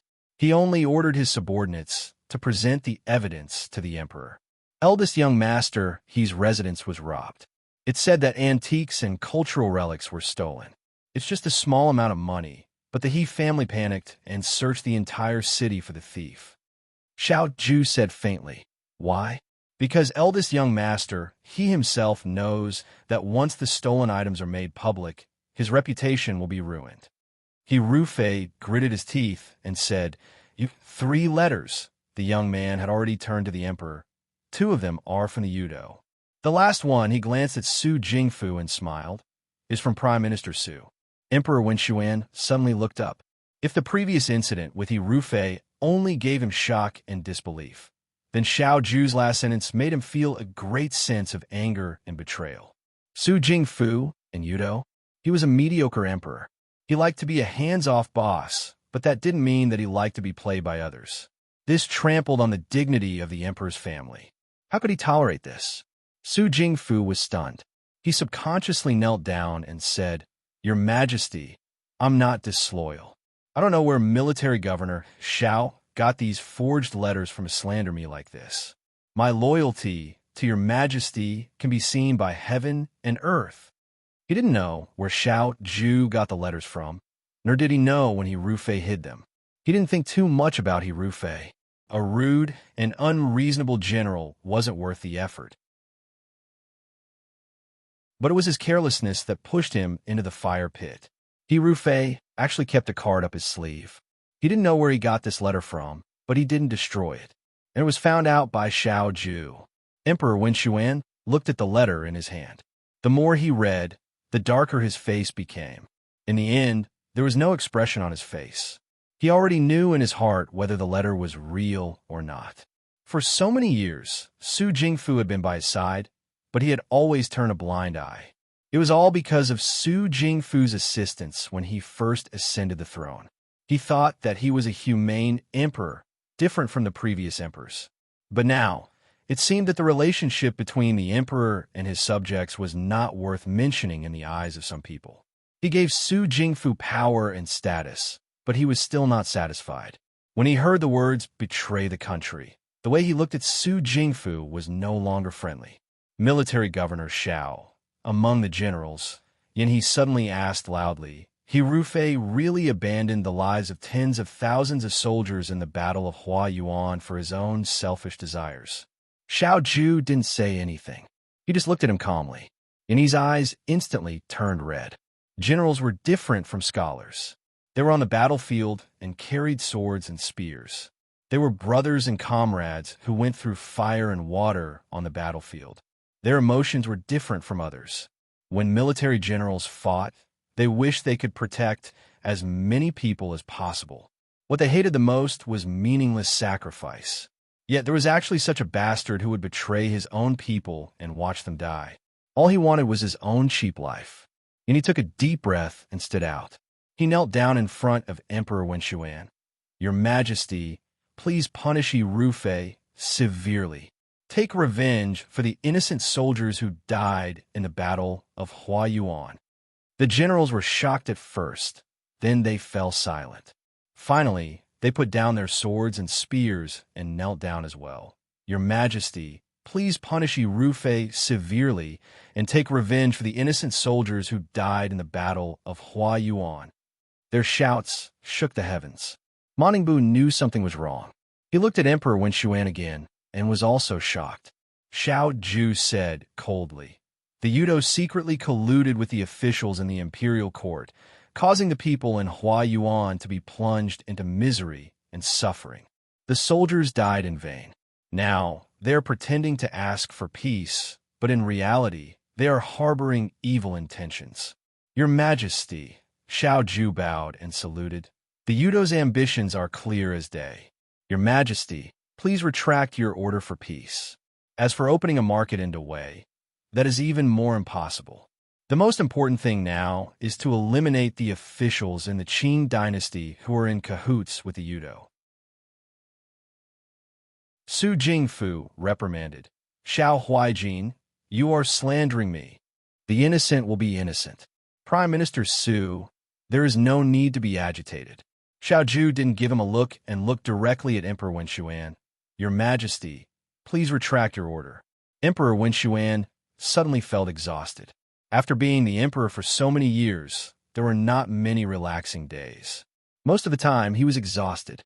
However, There had never been a time like today when he felt that he was really old. He was so old that even sitting on this throne felt too high and too cold. Imperial father, the fourth Prince Guangsha, who had been silent all this time, finally stood up and said to Emperor Wenshuan, regardless of whether military Governor Zhao's words are true or false, at this time, we must renegotiate our relationship with the Yudo Kingdom. As for eldest young master, he and official Su, before the truth is revealed, we can't let them go. The General Fei Hong incident is no small matter. If what military Governor Xiao said is true, everyone involved in this incident will not be able to escape responsibility. These words included Su Jingfu. Su Jingfu felt a sweetness in his throat. He felt a lump of air in his chest that made him want to vomit blood. The fourth Prince Guangxua had always been well-behaved. Although he supported the Crown Princes Guangyin and was wary of Guangsha, in Su Jingfu's heart, Guangxua definitely didn't have the guts to fight for the throne. If he did, he wouldn't have dragged it out until now. Guangshua's temperament was similar to Emperor Wenshuan's, with a bit of the useless benevolence of Guangyin. Therefore, he was destined to be inferior to Guangyin. At this moment, Guangshua's words would be the last straw that broke the camel's back. As expected, Emperor Wenshuan glanced at Guangsha. At this juncture, he didn't hate Guangxua for meddling in political affairs. Instead, he felt that Guangshua's words seemed to provide a solution to the current situation, waking him up from the malice of being betrayed. Su Jingfu looked at Emperor Wenshuan's expression and knew that things weren't good. If Emperor Wenshuan spoke at this moment and accepted Guangshua's words, then He Rufei wouldn't have a chance to make a comeback. He Rufei wouldn't have a chance to make a comeback. That letter would become the evidence that would nail him to death. He couldn't be taken away at this time, leaving only one Guangyin outside. That idiot Guangyin wouldn't be able to get him out, and Xiao Huaijin wouldn't let go of this opportunity. After today, he would have no chance to make a comeback. Your Majesty, Su Jingfu's tears flowed down his old face. This old subject has been wronged. This old subject believes that military Governor Zhao's words aren't true at all. They're all nonsense. It's said that General Fei Hong and General Feng Yun don't get along. Now it seems that it's true. However, this old subject doesn't know how he provoked military Governor Xiao to make military Governor Xiao do such a thing. Even at this time, he still didn't give up. Military Governor Xiao didn't lie. A woman's voice suddenly rang out. It was sharp and ear-piercing. He Yin was startled. He turned around and saw a woman stumbling over from the crowd. This woman's clothes were dirty, as if she had rolled around somewhere. He didn't know where she came from. Her hair was also disheveled, but her face was beautiful. It was actually Madame He. He Yin was stunned. He wanted to go forward, but he was afraid of being found out, so he could only stand there. Xiao Ju was also surprised. He Rufei was shocked. Madame, he didn't even look at the crowd. She rushed to the bottom of the Heavenly Star stage and prostrated herself in front of Emperor Wenshuan. She loudly said, "This old subject can testify. Your Majesty, this old subject can testify. He Rufei isn't General Fei Hong at all. He's a fake. He Rufei was born with my daughter, but his body was weak. The doctor said that He Rufei wouldn't live past 3 years old. My husband and eldest brother let my daughter, Hien, dress up as a man and exchange identities with He Rufei." Hien's hands were slightly trembling. "Madam," he crawled forward 2 steps. "My daughter went to the battlefield when she was 16 years old. She was lucky enough to obtain military merits. When she returned to the capital, He Rufei's body had already recovered. When His Majesty appointed generals, Hien and He Rufei had already returned to their respective places. This wasn't a big deal." She took a deep breath and pointed at He Rufei, who was not far away. "But they were crazy. In order to prevent their identities from being exposed, they fed my daughter poison. First, they poisoned her eyes, then they drowned her in the pond. Military Governor Xiao didn't lie to you, Your Majesty." "Madam," he shouted, "my daughter, Hien, is the real General Fei Hong."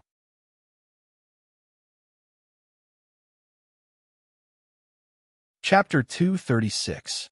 Hien was the real General Fei Hong. If the evidence that Xiao Ju had handed over just now was just evidence on paper, it was still suspicious. Now that this woman had personally come out to confirm it, it was a real nail in the coffin. Ian looked at Madame He in a daze. She had never seen Madame He speak so fiercely. She also never expected that one day she would hear the words, "I'm her daughter." At this moment, Madame He was like any other ordinary mother, screaming for justice for her own child. But why was she here? Xiao Ju also looked at Madame He with a frown. He had promised to make a deal with Madame He to protect He Xining, but Madame He didn't tell Cui Luo what she wanted to do. Xiao Ju didn't know how Madame He came here, nor did he know what she wanted to do. But when he saw Madame He's pale face, he immediately had a bad premonition. "Don't listen to this bitch's nonsense, Your Majesty," He Rufei anxiously said. "She's so sick that she can't think clearly. She's just talking nonsense." "I'm not talking nonsense." Madame He suddenly coughed violently, and a trace of black blood flowed out of the corner of her mouth. Hian's heart tightened, and her whole body turned cold. She wanted to go forward, but the woman acted as if she didn't see her. Ignoring the blood on the corner of her mouth, she said loudly, "I'm not lying. The He family is afraid that I'll tell the truth, so they've been poisoning me every day. I know that I don't have much time left, so I don't want the truth of my daughter's death to be buried. Your Majesty." Her voice was miserable, like the cry of a dying beast. "People speak the truth when they're about to die. I'm telling the truth. If there's any deceit, I'll be struck by lightning and die a horrible death. After I die, I'll go to the 18th level of hell and never be reincarnated." The oath was vicious and severe, but what was even more shocking was her mournful expression. More and more blood gushed out from the corners of Madame He's mouth, and it was almost out of control. Lin Shuanghe wanted to rush out to check, but was stopped by Lin Mu, who gently shook his head at him. "It's hopeless." Madame He Air shouted, "Your Majesty, please make a decision for this official's daughter. Your Majesty, please make a decision for General Fei Hong." After saying this, she seemed to finally be unable to support herself, and her entire body went limp. Xiao Ju, who was standing not far from him, instinctively reached out to support him. Madame He looked at Xiao Ju. The young man in front of her was the dream man of De Wei's countless daughters, General Feng Yin. She once saw the scene of this man walking side by side with his fiancée at Yuhua Temple. The legendary cold and arrogant second young master, Xiao, was actually incredibly gentle when he faced the Yin Yan's girl.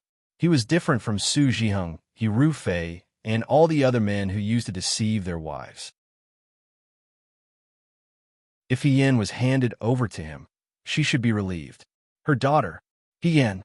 Madame He's eyes were moist. She knew that Yin was standing in the distance and looking at her. That was her daughter. Even though Yin was a completely different person, even though Yin's blood was no longer flowing in his body, even though she and her daughter rarely interacted with each other in their previous lives and were like strangers, when Yin stood in front of her and nodded with a smile, politely calling her Madame He, she could recognize her at a glance. Yin was fond of sweets. When he ate, he would always hold his chopsticks in the upper half of his mouth. When he encountered something he didn't like, he would pile it up to the edge of his bowl. But in the end, he would still eat it obediently. She saw the girl eating at Yuhua Temple and instantly understood something. There was some kind of connection between a mother and a daughter. Military Governor Xiao. She took a deep breath and looked at the young man in front of her with hope in her eyes. Is he Yin? Xiao Ju whispered. In an instant, Madame He's heart was filled with great satisfaction. She said, "Good, good." Perhaps the heavens saw that her daughter was too pitiful. She grew up all alone, deceived, poisoned, and killed. She was no longer around, yet she was still being used to complete the He family's and Su family's good reputation of having a deep relationship. How much she hated how powerless she was. Many nights, she looked at the white silk hanging on the beam of the house. She was only one step away from being free and going to hell to atone for her sins. But every time at the last moment, when she thought of He Xining, she had the thought of retreating. What would she do? She could only live like a walking corpse. She didn't know if it was because even the heavens pitied her that she was able to see He Yin again in her lifetime. When she saw He Yin for the first time, when she understood that He Yin wanted revenge and wanted to overthrow He Rufei, Madam He decided that even if she had to sacrifice her life, she would help He Yin achieve his goal. She knew her own body best. Since He Yin died, she was only left with one last breath. She knew that Cui Luo was sent by Xiao Ju. She also knew that Xiao Ju might know a lot of the truth. She was willing to use her own life to be the last nail. She took the poison and secretly climbed out of the dog hole that He Yin dug when he was young. He Yin probably wouldn't know for the rest of his life that when she climbed out of the dog hole every morning, Madam He saw it all. He Yin thought that Madam He didn't care about her, but in fact, she had been watching her daughter in the dark for so many years. She saw her wearing a mask and playing by herself in the courtyard. She saw her being depressed after being scolded by Madam He.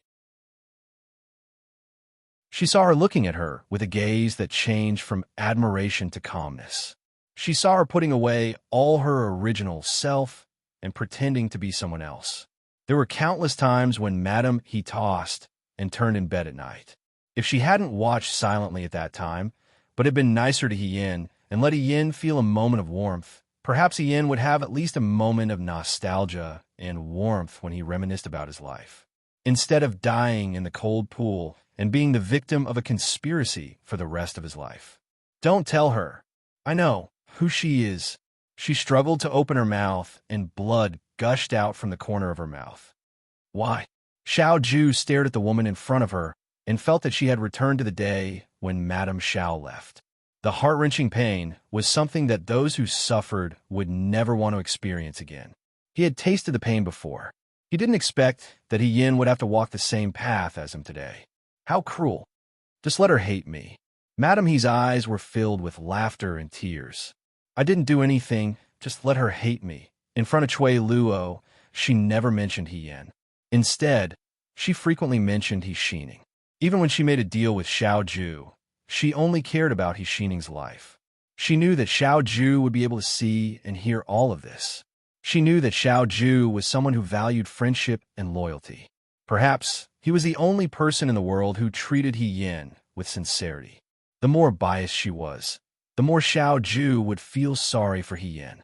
The brave and invincible general on the battlefield didn't understand the delicate tricks of a woman in the backyard. She wanted to use this trick to scheme against Xiao Ju, to scheme against him so that he would do his best to treat He Yin well. This was the last thing she could do for He Yin. Xiao Ju stared at the woman in front of him. After pausing for a moment, he finally couldn't help but say, "She has never hated you." Madam He was stunned. In an instant, the world fell silent. Only the words of the man in front of her filled her ears. She didn't have much strength left. Even turning her head was difficult. She could only move her eyes slightly to look at the person she wanted to see, but didn't dare to. She wanted to see the person she was most sorry to in her life. However, her eyes were blurred. She couldn't see the person clearly. She could only see a blurry figure standing in the square. He was tall and handsome. He was as beautiful as a painting. She suddenly remembered the day when she was diagnosed with pregnancy. At that time, He Yuanliang was very happy and asked the doctor to take a look. The doctor looked at her belly and said mysteriously, "A general is the best. If the days are the same, his life will be prosperous. He has a noble position and is suitable for the world to reward him. Madam's belly is a rare general. If it's a boy, he will definitely rise to the top. If it's a girl, the family won't be peaceful." He Yuanliang asked people to make a lot of clothes for boys. However, Madam He inexplicably felt that the child in her belly must be a little girl. Although He Yin was a girl, he had been a man for so many years. In Yuhua Temple, the mother and daughter met again. However, they were like strangers. Madam He endured the huge waves in her heart and asked the woman in front of her, "Miss, why do you call He Yin?" The girl smiled carelessly and replied casually, "Who knows? Ordinary girls don't have the word yin. The river is clear and the sea is filled with yin. Perhaps my parents knew when I was born that I would have to go to the battlefield to protect the safety of the people. Madame He's tears finally fell. She murmured, "Yin Yin by the lotus, but can't be carried." She had never thought of letting He Yin go to the battlefield and make a name for herself.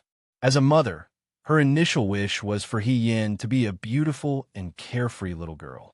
However, this initial wish had unknowingly deviated from the absurd. The tears on her face had not dried yet, but her clenched fists had already loosened. The woman's last breath dissipated, and her life ended like this. Xiao Ju was shocked, and subconsciously looked back to find the figure. Beside He Rufei, He Yin stood there in a daze. Her eyes fell on Madame He who was in his arms. She didn't know what Madame He and Xiao Ju said. Their voices were too soft, and the wind was too strong. She could only see that Madame He seemed to look at her. What was she looking at? He Yin of Marquis Wuan, or He Yin of Second Miss He? Qing Lang was back in her hands, but He Yin didn't have a trace of joy in her heart. She just stared at the woman in Xiao Ju's arms. She couldn't wait to rush over, but she couldn't. She couldn't move in front of everyone's eyes. She would be suspected. She was now Marquis Wu and He Yin. She had nothing to do with the He family. If she stepped forward now, she didn't know what kind of consequences it would bring. Xiao Ju turned her head and gently put the woman's body back on the ground. She looked at Emperor Wen Xian and said, "Your Majesty, Madame He used her life to prove that He Rufei deceived the Emperor. He Rufei falsely claimed the merit, and the He family deceived the Emperor. Such a rebellious person should be executed. I hope that Your Majesty will punish the sinners severely and not tolerate them." "Your Majesty," He Rufei said in panic, "this official is innocent." "Your Majesty," Su Zhiheng also complained loudly, "this official was forced.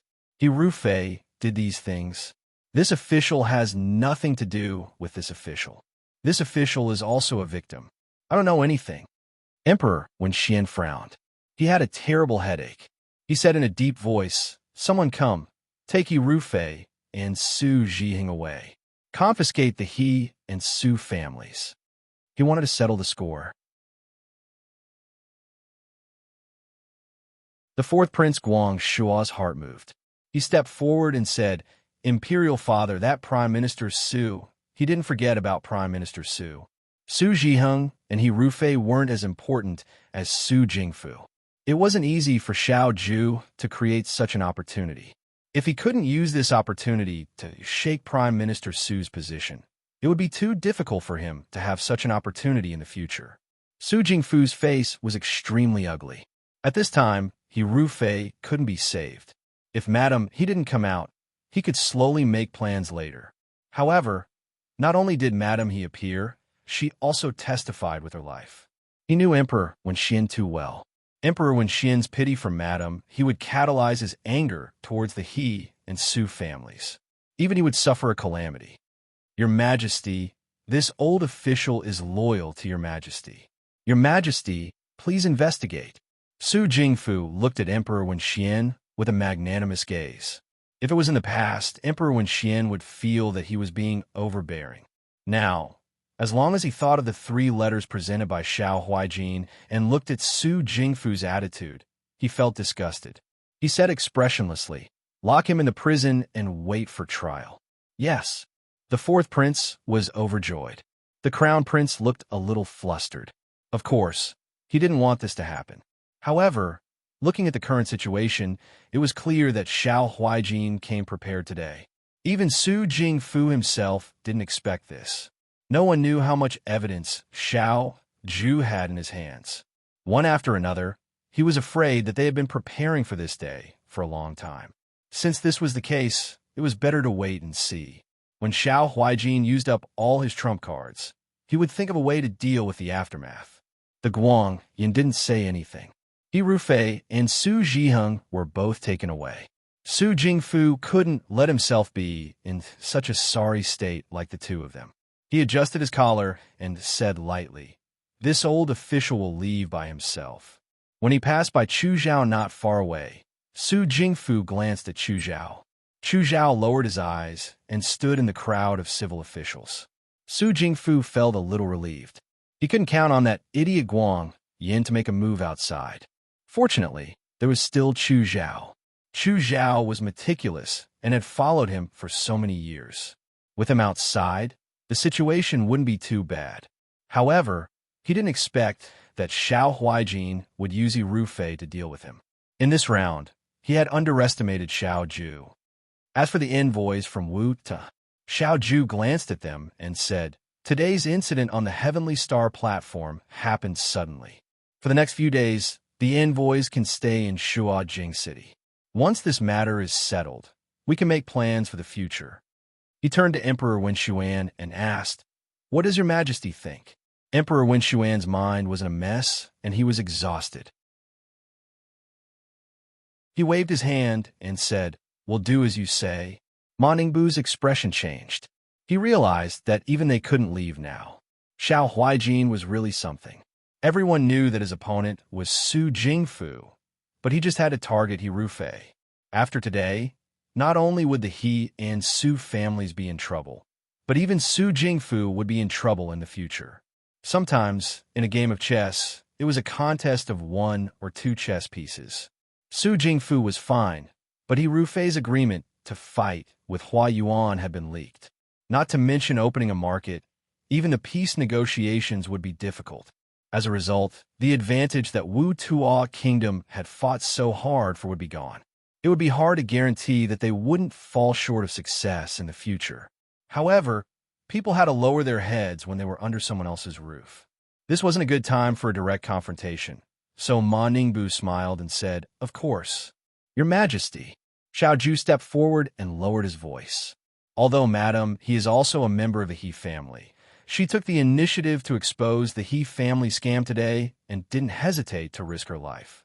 Seeing that the real General Fei Hong once fought for the Dawei and bathed in blood on the battlefield, I ask Your Majesty to allow this humble subject to bury Madam He's corpse." Military Governor Xiao, "Isn't this a bit inappropriate?" The Crown Prince frowned and said, "No matter what, she knew about it and committed the crime of deceiving the Emperor. How can you plead for mercy for a criminal? She is General Fei Hong's birth mother." Xiao Ju looked at him with a sharp gaze. "Forgive and forget, Your Highness." The Crown Prince coughed lightly and didn't say anything. Emperor Wenxian had already stood up with the help of his eunuchs. When he heard this, he glanced at the dead woman on the ground and felt a trace of sympathy in his heart. A mother who didn't hesitate to give up her own life for the sake of her dead daughter was truly pitiful. Moreover, she was already dead. Forget it. He couldn't be bothered to care about this anymore. He said, "Permitted." Xiao Ju heaved a sigh of relief. Today's banquet on the Heavenly Star platform wasn't the least bit joyful. Those who died, died, and those who were captured were captured. It also allowed people to clearly see a great injustice from many years ago. Who would have thought that the General Fei Hong who wore a mask on the battlefield was actually a different person from the widely loved General Fei Hong who later became an official of the same court? And that legendary woman died so miserably. It was especially ironic when she put it together with her own experience. The ground was scattered with blood and weapons. After the Emperor and the nobles left, the Heavenly Star platform was a mess. The winds seemed to be whimpering, making people's eyes sore. Xiao Ju turned around and saw He Yin slowly, step by step, walking towards Madame He's body. She walked extremely slowly, as if every step took a lot of energy. Her face was pale, like a lost traveler who couldn't find her home and was about to get lost in the desert. Xiao Ju called her softly, "He Yin." He Yin didn't feel anything. She stared at the woman on the ground. She walked in front of Madame He's body and wanted to touch her hand with her trembling hand. Just as she reached out, she retracted her hand. The woman's eyes were already closed, but the corners of her mouth were slightly curved, as if she was smiling, but there was some bitterness in it. This was the first time she saw her mother so closely. In the past years, she could only look at her from afar and couldn't look at her for too long. Otherwise, if Madame He found out, she would be reprimanded again. She wanted to call her mother, but she knew that even if she did, she wouldn't get a response. Her heart suddenly hurt. It was so fierce that it almost suffocated her. He Yin suddenly spat out a mouthful of blood. Xiao Ju said, "He Yin." She softly fell to the ground. On the other side, Lin Shuanghe noticed the movement here and hurriedly ran over. When he saw the blood on Yan's lips, he was shocked. Sister He, what happened? Did you get an internal injury when you fought with He Rufei? What should we do? What should we do? Xiao Ju carried He Yin from the ground and said to him, "Come with me." Then she ordered her subordinates, "Take care of Madame He's body. Wait for me to come back." Lin Shuanghe was worried about He Yan's injury, so he didn't say anything and followed Xiao Ju into the carriage. Their movements fell into the eyes of the others. Chu Zhao was slightly startled. His gaze followed Xiao Ju's back. He seemed to want to follow, but a voice sounded in his ear. "Now that Prime Minister Su is in trouble, fourth young master, we have to find a way to save him." In a flash, Chu Zhao's emotions disappeared. When he looked at the person in front of him again, there was a trace of worry in his voice. That's how it should be. His colleague next to him poked Yanhe's arm and asked, "Yanhe, why are you standing there in a daze?" After a long time, Yanhe came back to his senses and shook his head. Nothing. He looked around and didn't see Xiao Ju. He asked, "Where's Xiao Huaijin? Where is Xiao Huaijin?" Just now, Marquis Wu vomited blood. Maybe he got injured when he fought with He Rufei. That person replied, honestly, military governor Xiao took Marquis Wu and left. Young Master Lin also left. He probably went to treat his injury.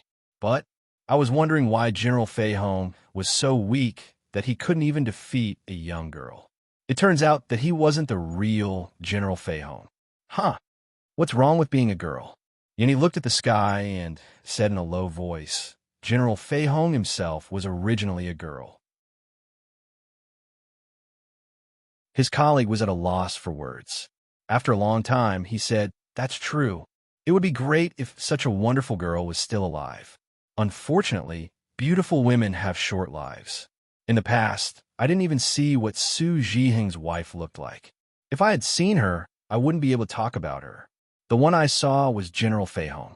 That's right, Nan Guang. He thought of something and asked Yanhe, "When you were studying at the Xianchang Pavilion, weren't you classmates with General Fei Hong?" At that time, she should have been the real General Fei Hong. What kind of person was she? She was a girl. Although she wore a mask, didn't you guys notice anything wrong? No, Yanhe said. What? He thought of the youth who got up in the middle of the night and secretly practiced swordsmanship in the bamboo forest in the backyard. Rain or shine couldn't stop him. He practiced strenuously but stubbornly. At first, he thought that it was useless. Now that he thought about it, he was the one who was short-sighted. None of the youths discovered young Master He's identity. It wasn't because they were careless. It was because she had abandoned her female self. She did it better than a man, Yanhe replied. You're tuning in to the Romance Rendezvous YouTube channel. We're so grateful for your support, and don't forget to subscribe to join us on this incredible journey through captivating stories. Your generosity through donations truly makes a world of difference, as it's the primary source of revenue that allows me to expand and enhance this channel for you. Thank you from the bottom of my heart for being a part of this adventure.